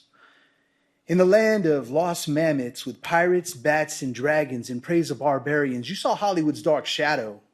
Heading south of no north through the city of courts, you set the night on fire in Echo Park a generation after they called it Red Hill. You found your thrills listening to Dorothy Healy at 84th in Vermont. Then you hit Pogo Swamp to listen to Levi Kingston's intergenerational swing and ascension. You drove a Gray Line tour bus while reading Carrie McWilliams with Filipino tourists. You annotated the diagram of the silver geriatrics who tried to kill Los Angeles. After attending UCLA, you split fast to Belfast to escape and write about prisoners of the American dream. Reagan's magical mystery tour du jour, the war on drugs, unlocked the hammer and the rock. You called their bluff a year before Rodney was struck. Driving a big rig truck seemed like it could be sustaining, but you found your calling fortress architecture in the LAPD for what they are, sunshine and noir. You were even there the day the sheriffs executed Ruben Salazar inside the Silver Dollar by Laguna Park on Whittier Boulevard. While the world watched LA turn, you presented the case for letting Malibu burn. You excavated dead cities and late Victorian holocausts. You demonstrated that the antidote to ecology of fear is magical urbanism. Let's not forget the rise of the coronavirus. 15 years before, you saw the monster at our door. From the flames of New York to Dante's Inferno, your voice so sharp you asked who would build the ark. In 1997, after I read as much of your work as I could, I took your class, The Emerging Latino Metropolis, at UCLA for my final quarter before graduating. You helped reveal layers of identity so that we could remember we. Your footnotes, the rope I used to climb into LA history. I read at least a dozen authors I saw quoted in your prose. You invited us into your home and shared outlines of your essays so we could write our own someday. LA! Thank you.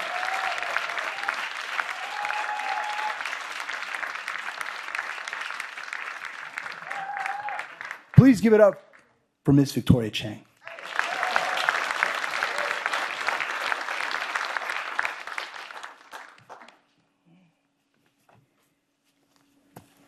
Thank you, Lynn and Grant and the Los Angeles Library, and also it's such a pleasure to spend the day with you. I'm just going to read one poem called My Mother's Teeth. My mother's teeth died twice, once in 1965, all pulled out from gum disease, once again on August 3rd, 2015. The fake teeth sit in a box in the garage. When she died, I touched them, smelled them, thought I heard a whimper. I shoved the teeth into my mouth, but having two sets of teeth only made me hungrier. When my mother died, I saw myself in the mirror, her words around my mouth like powder from a donut. Her last words were in English. She asked for a Sprite. I wonder whether her last thought was in Chinese. I wonder what her last thought was. I used to think that a dead person's words die with them. Now I know that they scatter, looking for meaning to attach to, like a scent.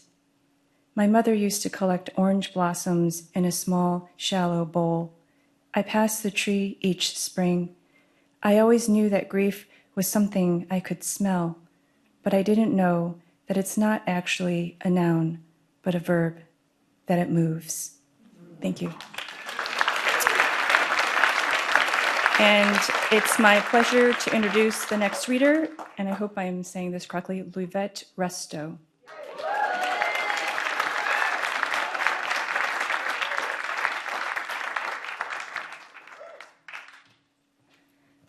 Thank you, Lynn and Grant, for this. This is amazing.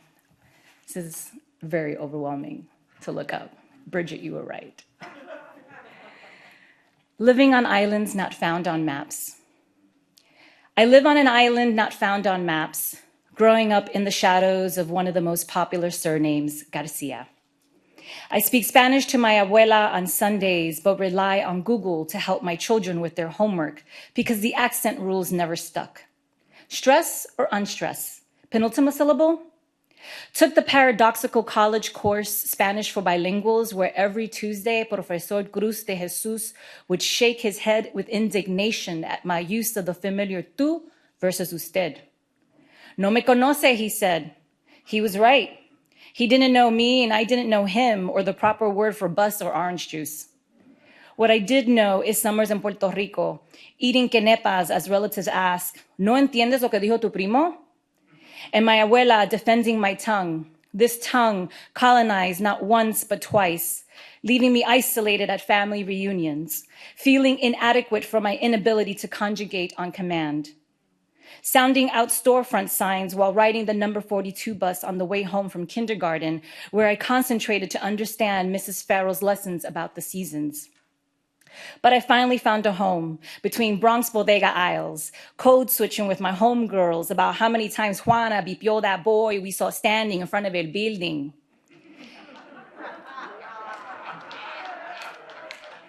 This became the island where I belonged. Unfettered and absent of red pen corrections.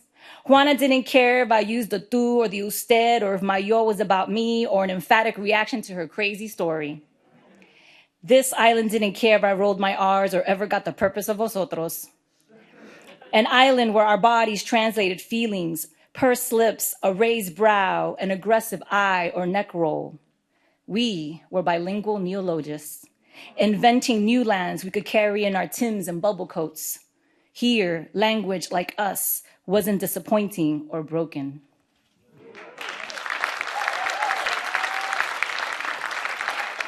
Please welcome John Fitzgerald.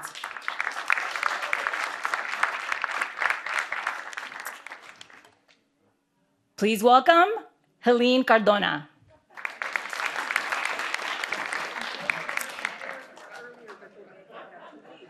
Please welcome George Hamans.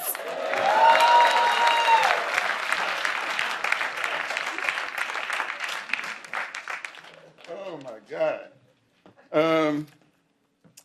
I'm really proud of myself because I had a poem that was like 2 minutes and 17 seconds, and I'm not reading it, Rick.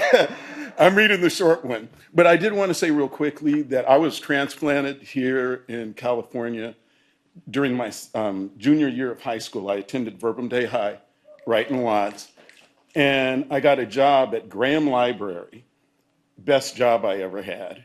It introduced me to Gwendolyn Brooks. It introduced me to, it had a Black section. It was in a Black community. And it's just so important. And the poem I'm going to read for you is kind of like the product of that experience. It's called Black Words on White Paper. Black Words on White Paper. What difference in our world would we see if ink were white and paper black? With literature, religion, history, philosophy, you or me say something more relevant, more observant? Or would our words simply bleed, an amalgam of pulp and dye, gray, half-true characters with faint edges that tire the eye and lull readers to sleep? Black paper, white ink. What if all the news and everything we think were brought to us that way? Would we then have sayings like, oh, it was a white day, meaning dirty, soiled, disastrous, diabolic, or immoral? Would we then say black when we wanted to portray clean, pure, heroic, true, or honorable? Oh, I come from a world of white paper and black ink. But still, I like to waste my time and think, what if it were the other way around?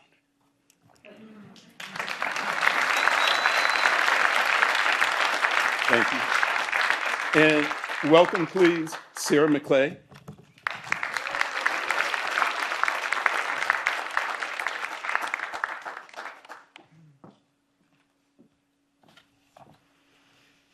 It's just an amazing sea of poets today. Lynn, Grant, thank you for doing this. As after Odysseus, her body wanted to be Ophelia. The pistol came with its own music. An echo slid from her throat. Liquid, alive beyond common names for color. How at night she could not swim. Her song like a line of neon in wavering slices across the crinoline dark, until the dogs began to bay and men slipped into the skins of animals to roll against the mud without the barrier of clothes. How that bay was a living jewel, the sound, the topaz water. The water had poured from her and become alive. She would wash up on the shore or float, as white as the lizard who pulls the carriage in a dream, all soggy finery and hair and reeds. Over and over, her body was painted with darkness, like a wine of skin. What was true? It was up to her to invent her own music as she began to hear it in the growing stain of sky.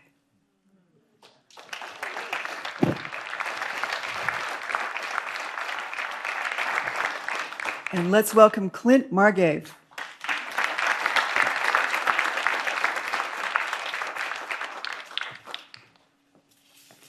Thank you, and thank you to Lynn and Grant. This is called Room. Whenever I buy a cup of coffee, I always appreciate how the barista will ask, "Do you need room?" And I think, what a better world it'd be if we all just did this. You're at work, the stress piled up. When the boss nudges you, pops the question, and off you go home for the week. Your lover, after spending days together, wakes up and at the nod of your head, without saying anything, gets dressed and leaves. You're on the freeway, about to miss the exit, when the driver in the next lane sees your blinker, gently taps his brakes, and with a flash of his lights, signals you're clear. Imagine what could happen at the borders of India and Pakistan, Israel and Palestine, China and Tibet, or the inner borders of harsh judgment and bitter regret. Imagine if the Pilgrims had asked the Indians, Cortez, the Aztecs, just before he turned around his ships. Imagine a suicide bomber ordering his last mortal cup of Java at a Jerusalem cafe, doomsday device strapped to his chest, only to be astonished by the barista's question nobody in his terrorist training camp ever bothered to ask. It's a basic amnesty carried far beyond a coffee cup, that whether or not it intends to be says a lot about the importance of allowing each other space to feel and think. Yes, I always tell the barista, even though I don't take cream. Because with room, nothing ever spills, creates a dark black stain, scorches me. Please welcome David Judah Oliver.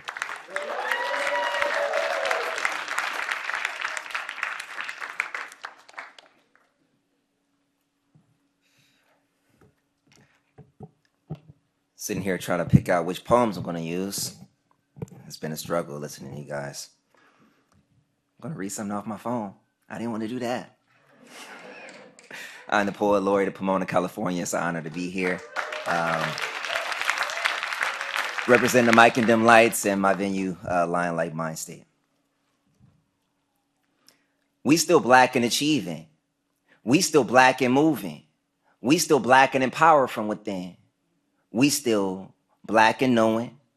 We still black and knowing that history is to be studied. It's not over. That black history is still in the making. That there have been many remakings and remarkings and remarks and red marks on maps to keep us out of homes, positions and positioning. We still black in positioning. We still black in remembering. Sankofa and forward thinking. We still black history in the making of and in ourselves many firsts again. Innovations and inaugurations spawn from self and creations and imaginations made manifest. We still black in evidence of solar power and magic is movement. We still black and moving through. We still black and waiting through these waters, through these times of trouble. We still find peace somehow through these struggles or seek the understanding of constantly coming back to the truth that our story is not over, that black history is still in our making. Our history is making ourselves into who we want to be or need to be out of necessity, our faith, often both. Some parents call it hope for the children who are still our future now, and black like we still and forever will be, one with darkness, deep space, and thick waters, black holes, dark stars, and the origin of every light and spectrum of hue. Some black like purple, some black is blue, some dark and red, some tan and sand. It's time and again for the wise woman and the strong man to plan and come together and to come together and plan together and not again be divided by external fears or internal struggles. Once we climb by step, now we climb by tears. Historically, ours is the technology of ancient engineers, an alchemy without a peer, chemically complex, DNA providing antidotes or antivenom, an antivirus or the serum. With minds on mathematics, we calculate the ETA on GPS and hang these truths on the internet. We had a World Wide Web once, and Akasha Records connected us to each other and ancestors by the air, by the water, and all frequencies that move. We still black and catch of these currents. We still black and setting trends in this current. We move through this world as waves, becoming particles of light. When not observed, we black again.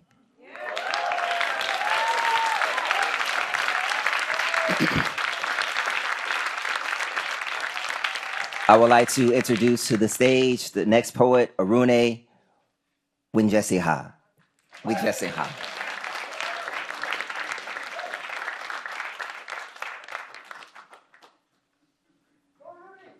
Thank you. There are a lot of eyes up on me. And I want to give a shout out to David. Anytime anyone asks me how to pronounce my name, I feel like you honor me and you honor the people I came from. I know my name is probably the most difficult one on this list for people unaccustomed to Sanskrit-derived words. Oh, and my first job out of college was working at a public library. As clerical assistant 1 for the audiovisual department, my job was to re-sprocket 16 millimeter films. If anyone remembers 16 millimeter films.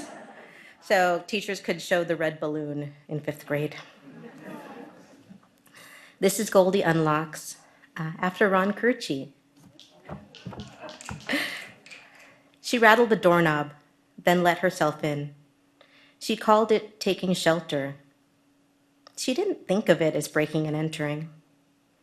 She sampled all 3 bowls of porridge, dipping her spoon repeatedly.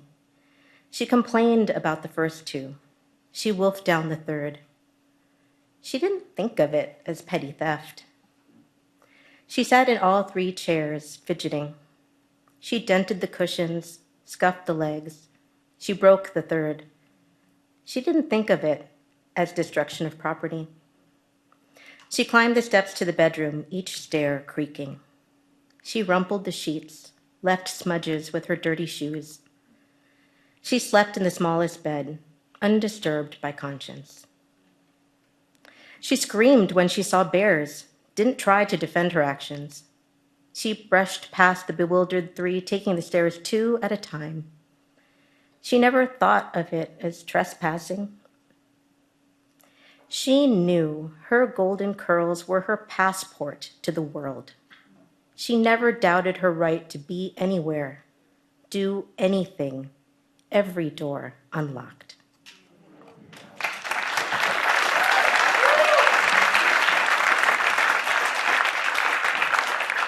Please welcome my good friend, Eric Morago.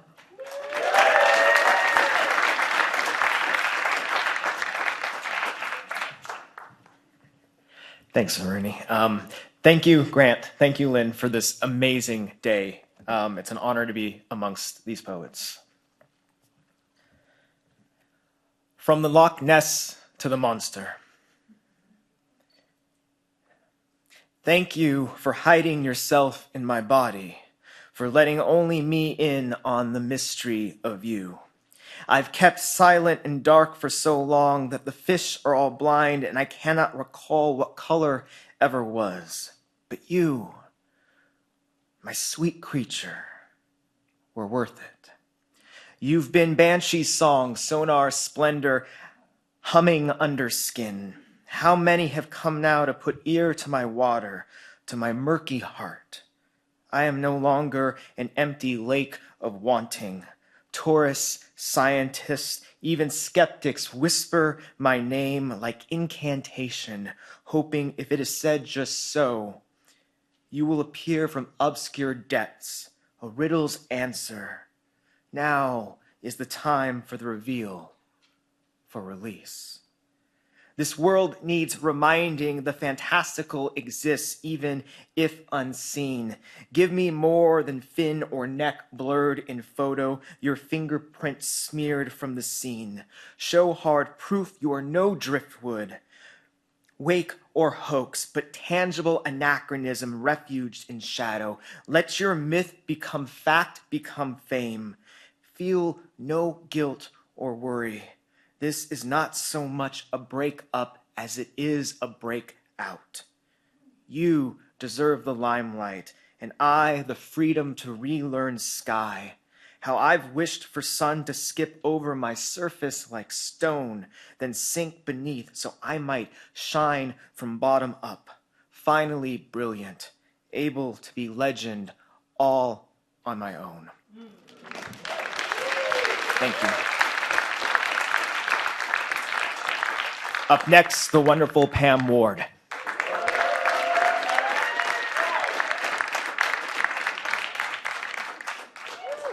Still nerve-wracking every time. Thank you, Lynn, and the library. LA is here in the house.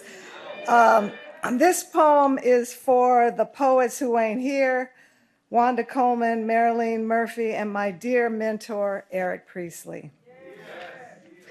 The last buzz before death. People around me are dropping like flies. I don't know why, but it seems like folks right and left have been dying. Daddy's gone. 2 grandmas went back to back. My friend's mama dropped dead last June. Flies are a lot like death. The way they crave the sweet, the way they hover over what's been cooked. Take Mr. Smitty up the street. He was this old-timey, shit-talking Friday night wino who lived in this flop by the alley.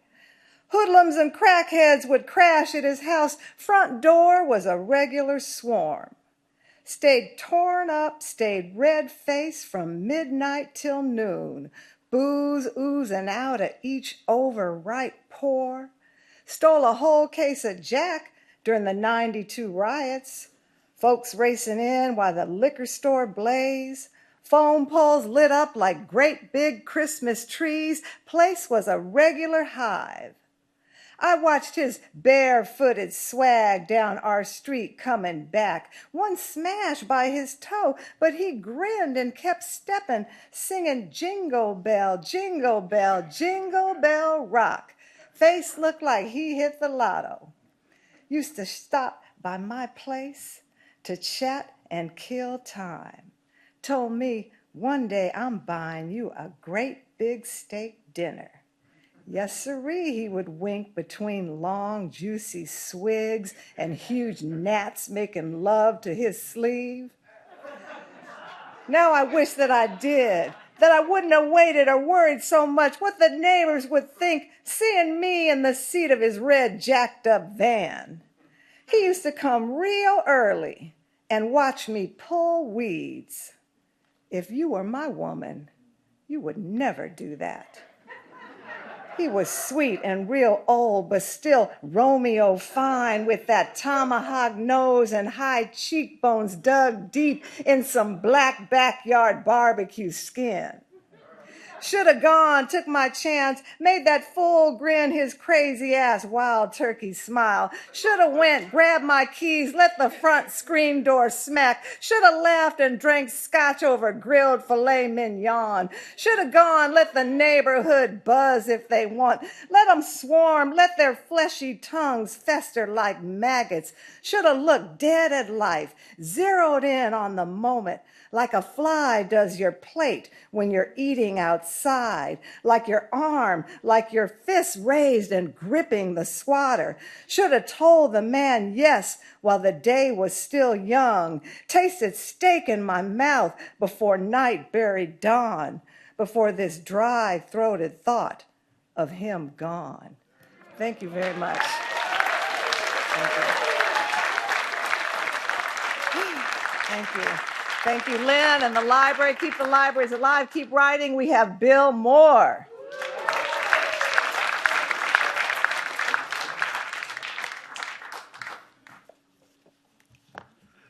I was originally going to read a poem called Why the Heart Does Not Develop Cancer. But because of the attack on the Republic of Literature that took place yesterday in New York, which several of us have already referred to, I'm going to read an excerpt from a poem that's going to be reprinted in an anthology edited by Rich Ferguson that's coming out soon, Beat Not Beat, and which is being published by a poet who's just read Eric Morago. Good work, if you can get it. I work for the Secret Service of the imagination. I know you don't think it's a real job, but it is.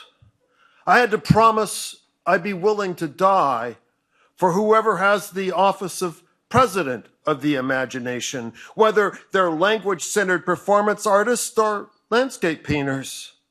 I couldn't say, I don't like that kind of work. I have to be willing to hurl myself in front of any antagonist in order to protect this artist. And I freely took that vow.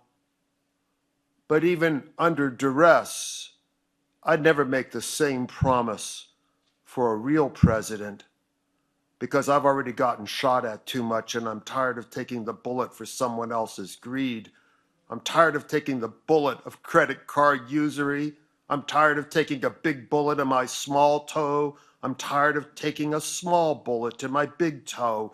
I'm tired of taking a military budget smirking bullet and the fossil fuel bullet of particulates in my lungs. It's hard to breathe knowing 87-year-old women are floundering in urine-soaked sheets at this very moment.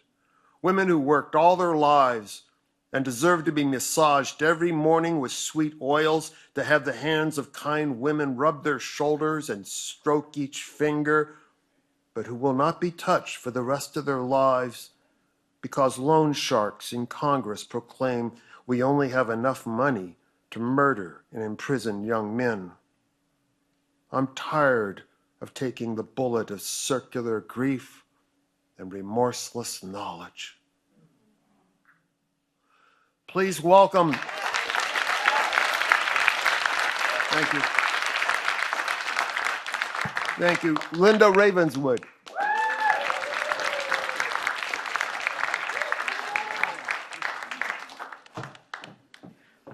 Good afternoon. Thank you so much, Lynn. Thank you so much, Grant. Did you say yes, hat? Thank you so much to my color coordinator, Brian Sonia Wallace.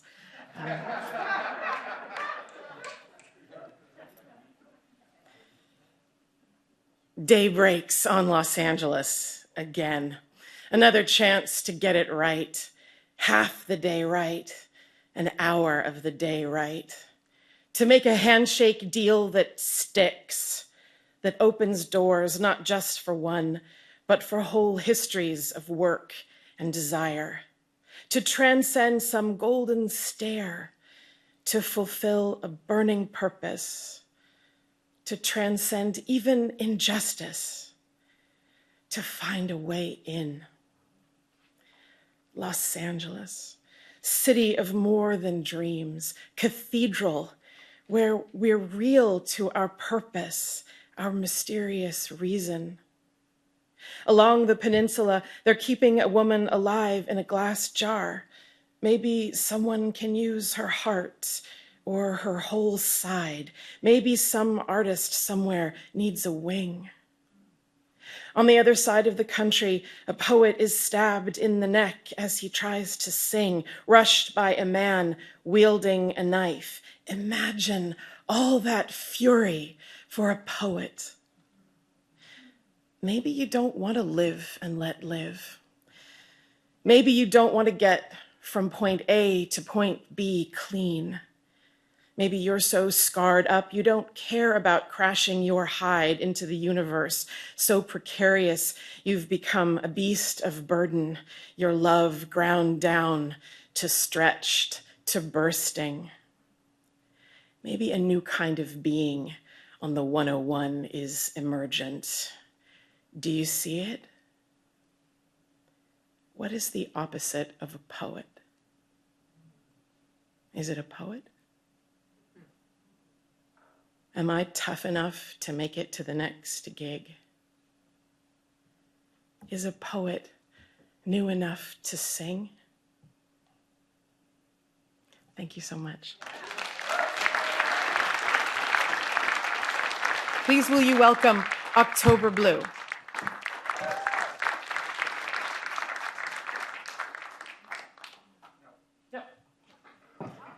I apologize. Please will you send thoughts to October Blue and welcome Mr. Rich Ferguson.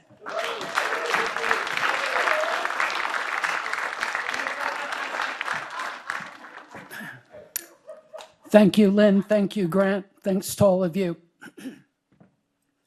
What was said at the reunion of deathbed wishes? I want to seek out tomorrows that drink optimism's straight note chaser. I want to dress our deepest sorrows and easy to shed miseries, remove all billboards from the overcrowded highways of our minds.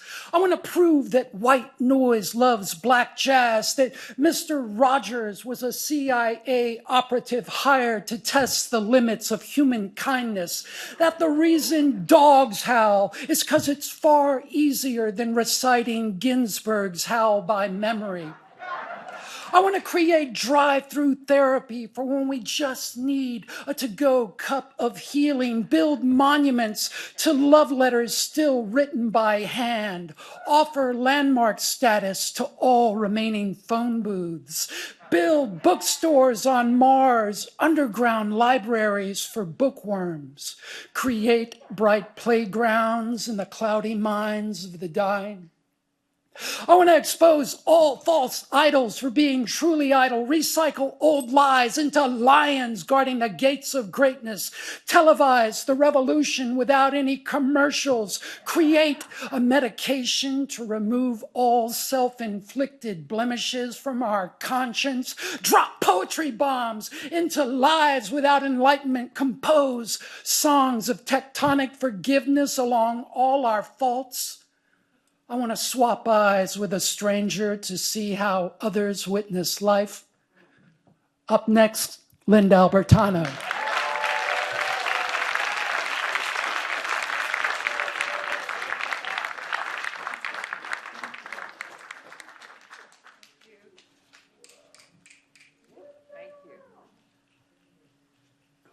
Thank you, Rich. And thank you, Lynn and Grant, for bringing together this incredible gathering of the tribe and bringing it into being. Okay. Beloved, thou art incendiary. Thou sendest me up in sparks 100 times a day. Thou makest me buzz like 1,000 yammering phone lines, buzzing, buzzing, buzzing through dizzy night. When thou smilest upon me, I'm money in the bank. When thou snarlest, I am as a bad check bounced and cowering in thy heart's darkest dumpster. Thou art the lion of La Cienega, the rose of Sherman Way. I love to lay eyes on thee. Thou ringest through me sudden and bright as fresh champagne. My switchboard overloadeth. Thy breath is as clean laundry folded behind thy lips. Thy teeth art as white Cadillacs parked in neat rows. I love to taste the texture of thy skin. Beloved, thou art incendiary. Thou sendest me up in sparks.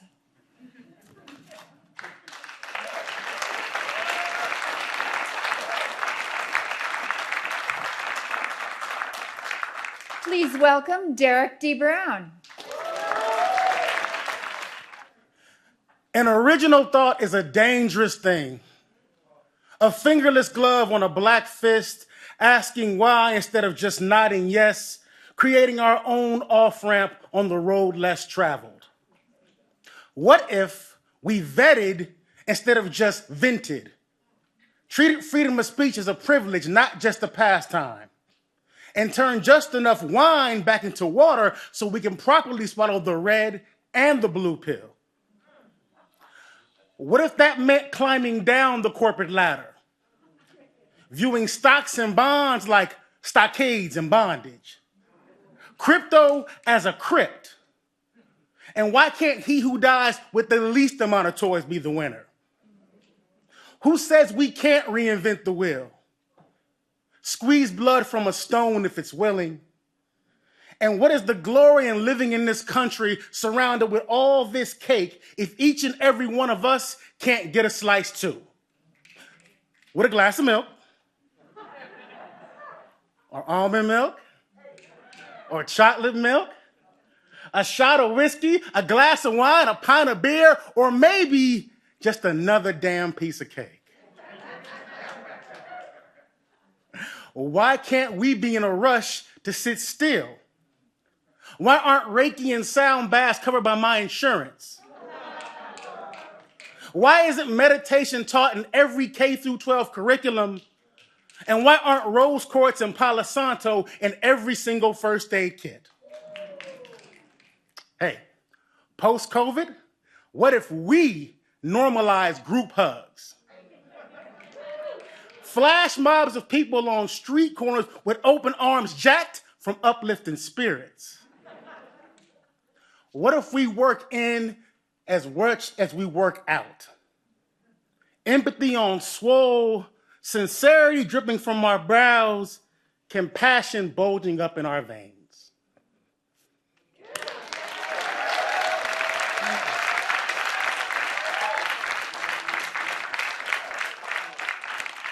Up next, we have Eileen Lipkin.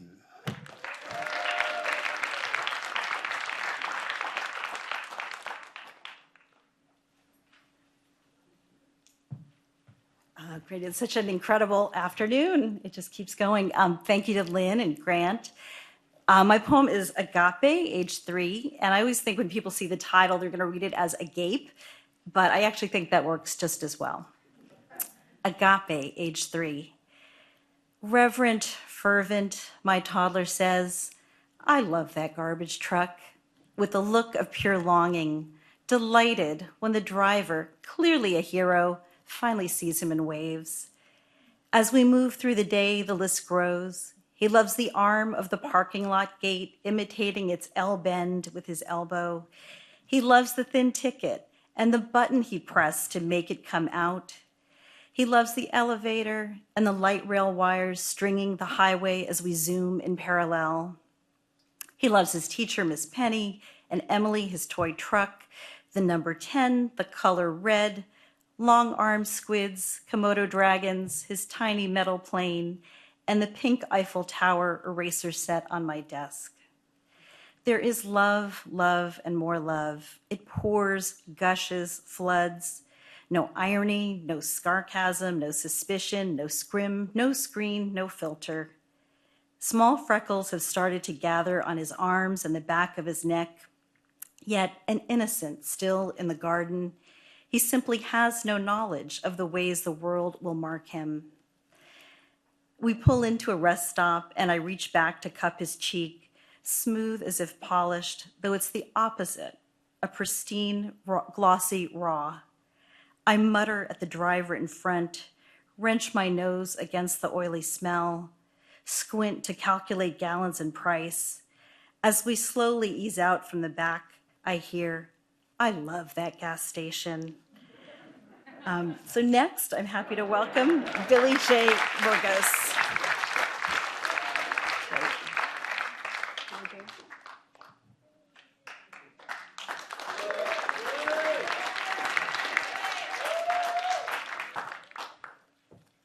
It is so hard for a poet to pick one poem, I just gotta say. I'm usually drawing visual pictures these days, but it's really good to be able to tell poetry story for a change. This one is about, I'm also from Jefferson Park, Leimert Park area, raised.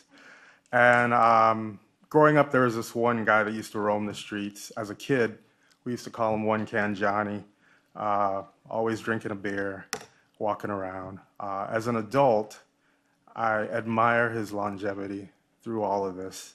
But this poem is about him. It's called Oxycontin. Used smack paraphernalia, the god of the gobsmacked. One Can Johnny still walking them streets at 150 years old. Night train and party powder, the fuel in his tank that moves those James Brown feet.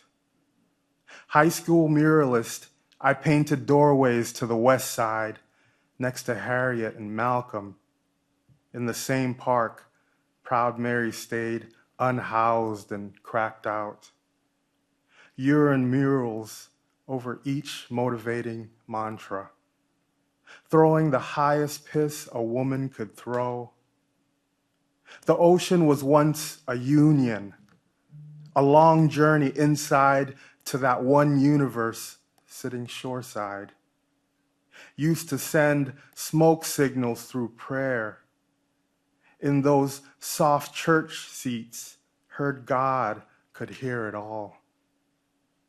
Decipher this through the large print cliff notes.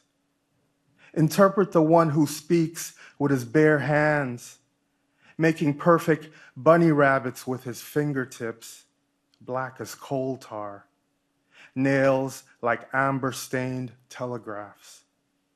He tells me that on these streets, they call it Oxycontin, and I ain't talking no lingo language, son.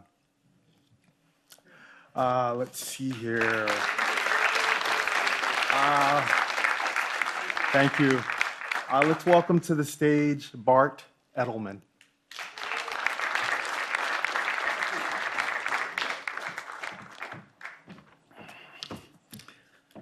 First of all, thank you so much, Lynn. Long time since the Ruskin. Long time. Today is wonderful. It's a bit of heaven. All these wonderful, wonderful readers. Here's another snapshot of heaven. This poem is called In Heaven. In heaven, they know your work. Catalog every poem you've written. Commit them to memory forevermore.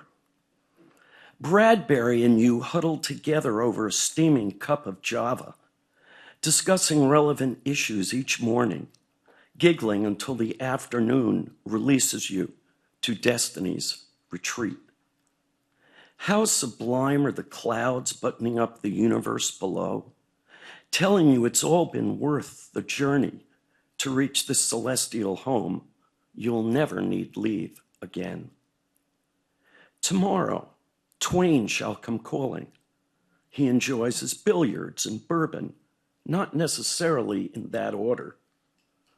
Frost will soon follow next week, partial to easy wind and downy flake, arriving atop his splendid little horse.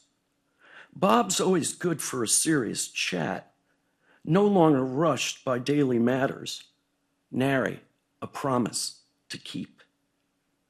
It's a jolly good life here indeed. You can still write now and then when thoughts sneak up on you like visits from long lost friends.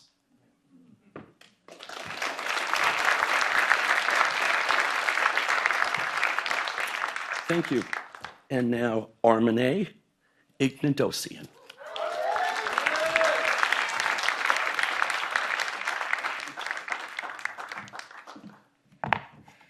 Good afternoon, everybody.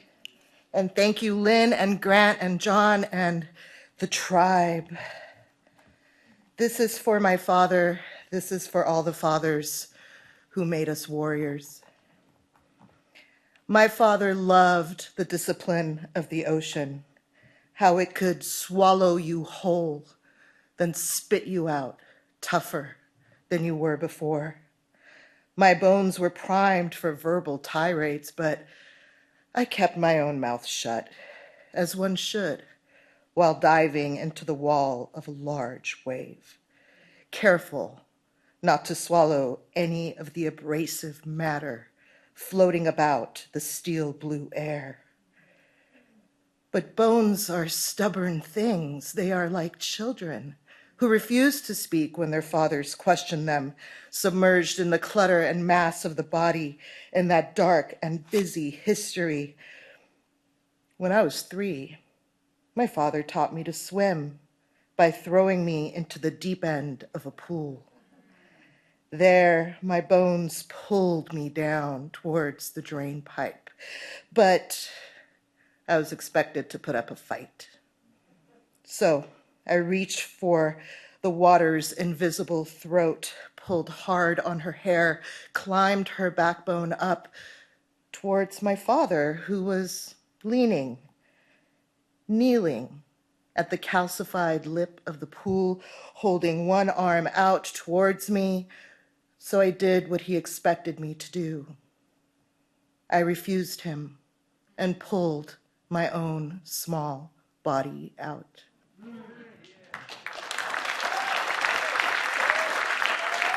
Next, we have Ahmad Jamal Johnson.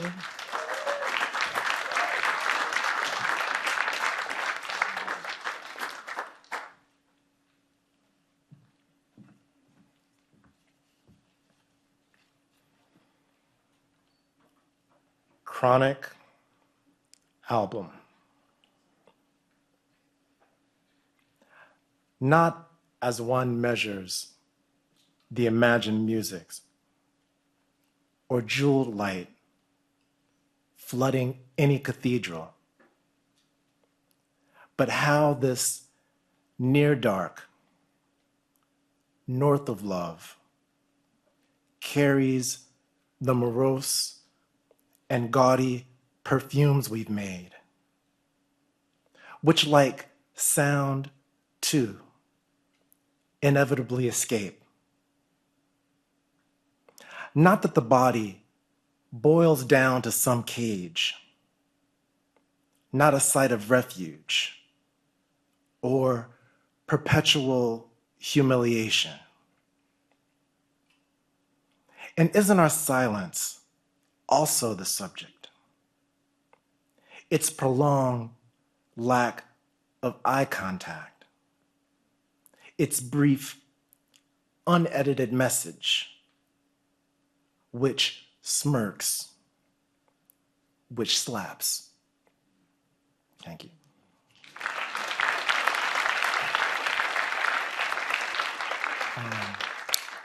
Please help me welcome Alex Pham.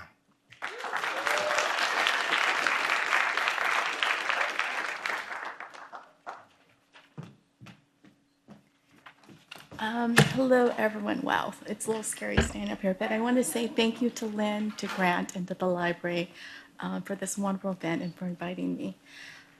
Originally, I had selected one of my poems to read, but what happened to Mr. Rushdie really hit me hard, and sorry, I wasn't thinking it's going to happen. I think it has to do with our voice and being heard or not heard, and I know the courage it takes all of us to share.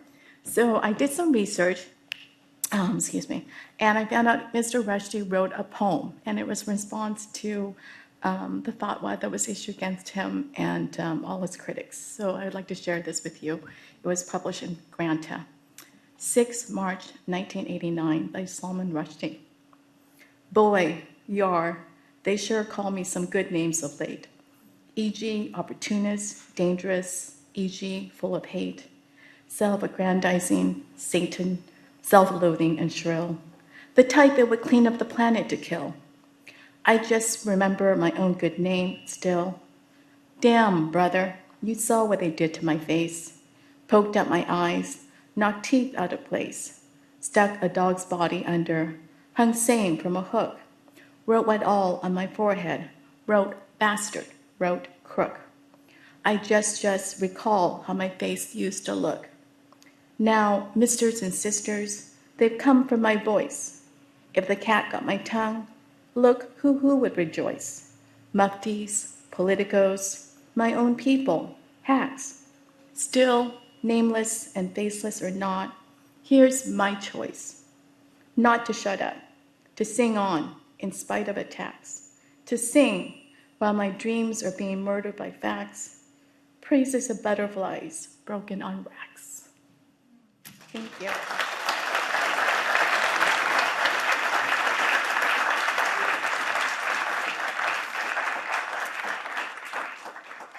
Thank you so much. Let me invite our next poet, Lester Graves Lennon.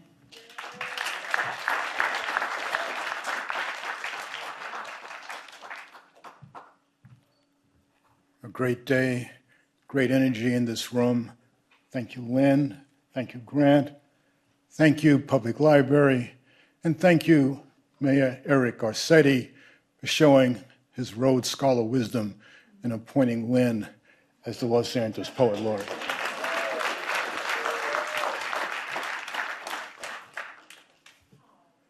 Unknown, circa 1908, photographer, unknown.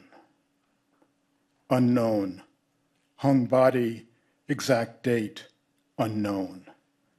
Black body, once man hunted because black, because something black had to die, because light pole was there, somewhere where rail yard light was needed for correct work, where light was useful for checking tightening noose, for useless coon, last use uselessly as next dead coon, properly hoisted to see properly, rope strung high over light pole's lone arm, rope stretching neck tautly, thrusting chin up, stretching head skyward, body part of pole, wool head blurry in camera's lens, railroad cars blurred, waiting cart, horseless, below body, waiting like guideless ferry traveling to God, like coat, trousers, white shirt wasting on corpse, coat useless to impress, shined shoes, slow shoes, useless, all caught, all hung, all seen, all left by all unknown who died unknown somewhere unknown.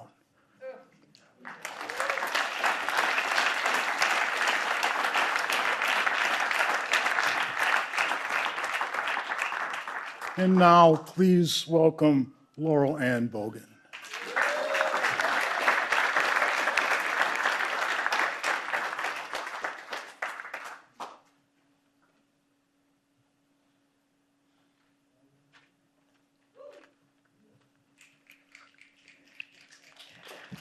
Hello.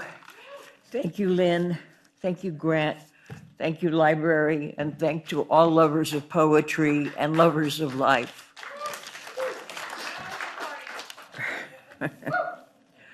Ukraine, 2022. The haggard man still stands, raises his fist and spits, roars back at the rutting threat, 2, 3, 4 times larger, under God, with justice and liberty, is no small feat. The unsuspected threat, the pushover with steel core, plow us down, and again we rise, weeds, common as breath. Next up, Iris DeAnda.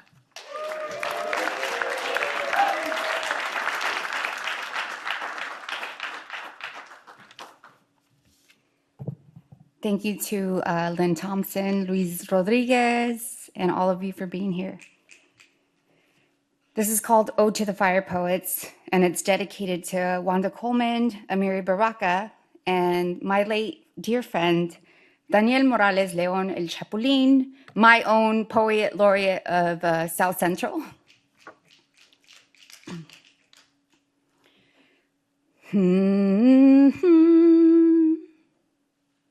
Now hum deep, humanity. Feel the bright beats left before you of man, women, writers who shared flames, no smoke and mirror. The heat that rose from their spirit consumed in life stories, brimmed with passion, unabiding soul words, caressing our pain and lifting our sorrow, casting out devils, invoking muses, distilling pure expression, heart medicine. Morning song sings a new dawn, for our poets are flying home. Blazing trails of word fire left in their wake. I've caught smolder and it catches fire in my breath. The only way to honor these firewalkers, spirit talkers, palabra catchers is to become one, even if only an ember of their burning love.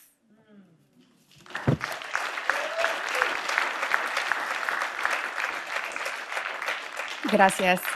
Up next, we have Lisbeth Koyman.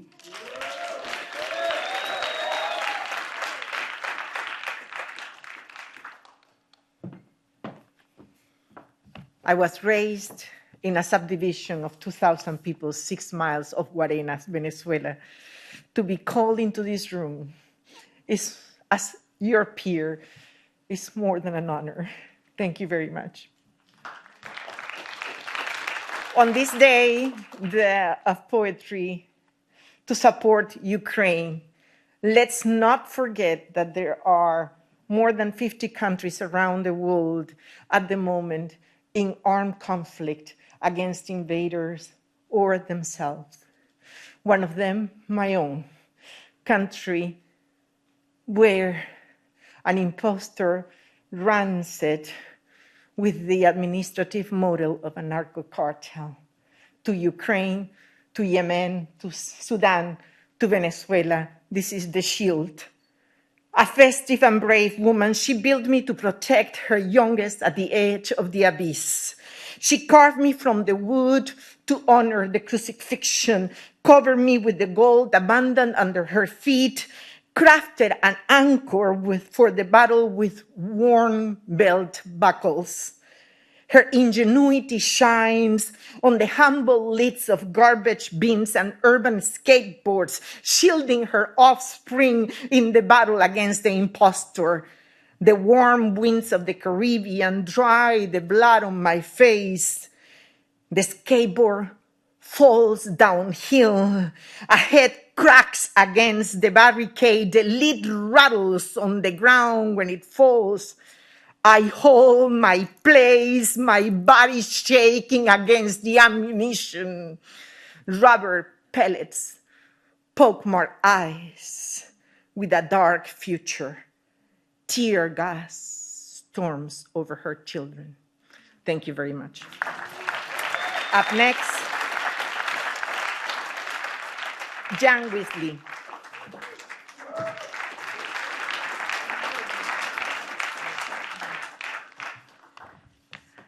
I just wanted to say to the woman who talked about resprocketing 16 millimeter film, you were doing that so that we could cut it. So this is Me Too in a rough trade. There is a poster of an ape on the wall, mouth wide, holding a rock above his head twice the size of his hand, and in his other grip, he mangles a strip of film that flutters like a tattered flag. The movie is noisily nailed into place by numbers on a hard drive, our room open past its bedtime. The man who keeps me late has gray tincture to his face and likes to call out, "Honey, baby sweetheart," as he touches my weary shoulder to signal he wants me to cut the shot here. The lit machine heats to a hum and my fingers almost blister on the knob in constant shuttle from stop to go. Illusion subdues reason. I slide a fancy netted seat chair back from the screen and his mood is brooding, perhaps disappointed with me, with my choices, and the buttons of his shirt have come undone. With him, I keep the number of studio security in my pocket, and critical to survival and keeping my job, I lie to him, convince him my son is coming home, that I must unlock the door, and that must unlock the door above the mat and feed my kid a midnight meal. The man never ever knows I don't have a son, or if he did, he wouldn't care. And I exit the place through a land of innuendo to close in the ape, the boss, who doesn't look up, dangerous smoke filling the room like special effects making disaster. He lights a cigarette in the dark, takes a hit, and I leave him, perhaps forever, as he sits alone by himself in his radioactive glow.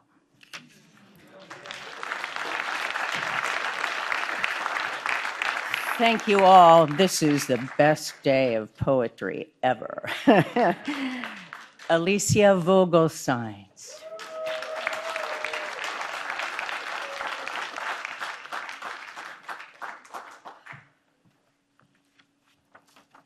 What a beautiful view. See all of you. Thank you so much, Lynn and Grant. Consequences of fire. It was the September I could see flames from the front door. Station fire, a burning crescent in northeast Los Angeles. The basin dusted in ash and unease. In oppressive, dry heat, my languid body labors for breath, seeks dark, cool corners, longs for winter mist on trails lined by coast live oak, manzanita, the scent of California bay leaves. I combust from the weight of a love that has become scorched mountain crest, the acrid smell of burnt forest.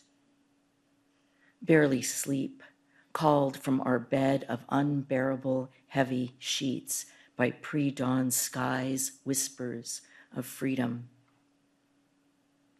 I walk barefoot. Backyard so smoky it disguises as fog. Raccoons emerge among the fig and citrus trees. I crouch, hold my breath, watch as they drink from the basin I left under this leaky spout. Their eyes glimmer like opals, catch the barely perceivable light. Thank you. And it was with unbelievable delight that I introduced my dear friend, Brendan Constantine.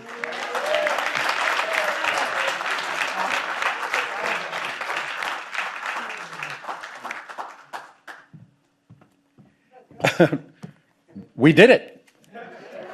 I mean, unless I pass out, we did it, you know. Thanks to Lynn and Grant. Thanks also to Suzanne Lummis, who in 1996 introduced me from this stage as an emerging poet. I'm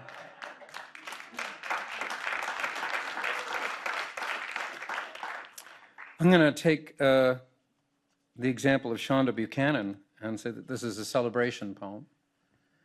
And I guess the only thing you need to know about it is there's a reference to the painter Paul Klee, and he's in here because I noticed when I was doing some writing workshops for an organization called Art of Elysium, that every children's hospital somewhere in it had a painting by Paul Klee.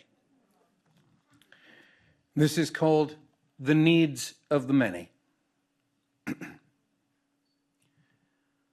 On the days when we wept, and they were many, we did it over the sound of the television or radio or the many engines of the sky.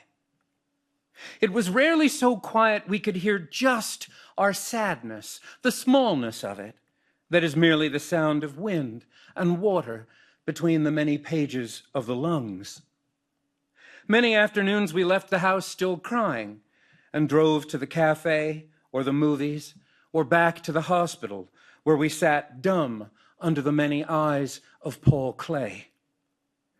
There were many umbrellas, days when it refused to rain, cups of tea ignored. We washed them all in the sink, dry-eyed. It's been a while. We're cried out. We collect pauses and have taken to reading actual books again. We go through them like yellow lights, like tunnels or reunions. We forget which. The older you are, the more similes.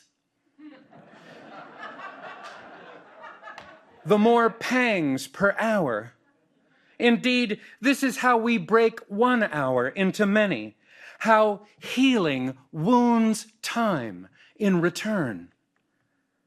And though we know there will always be crying to do, just as there's always that song, always a leaf somewhere in the car, this may be the only sweetness left, to have a few griefs we cherish against the others, which are many.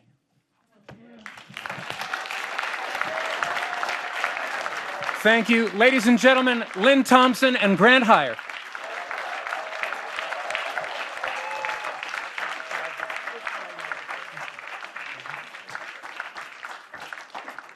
Give yourselves another big round of applause.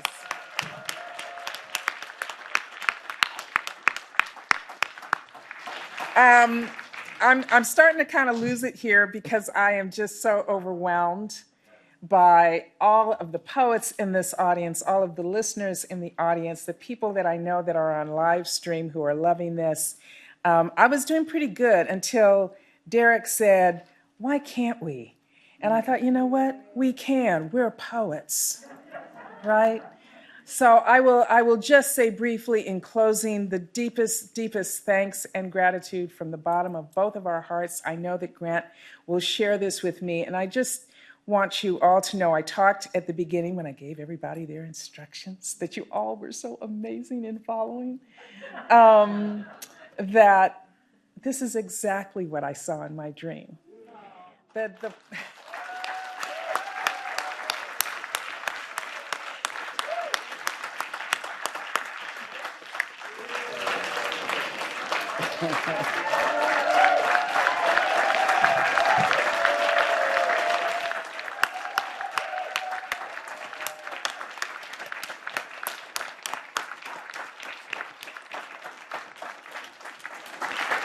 This is exactly what I saw in my dream. The colors of us, the ages of us, the humor of us, the anger of us, the sadness of us, the power that we have in Los Angeles really come to life. I'm just so glad that this has been taped.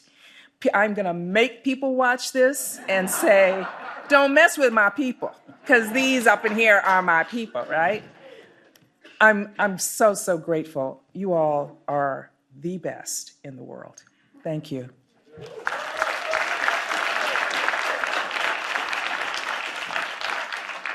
Nothing more to be said. Thank you so much. Peace, love.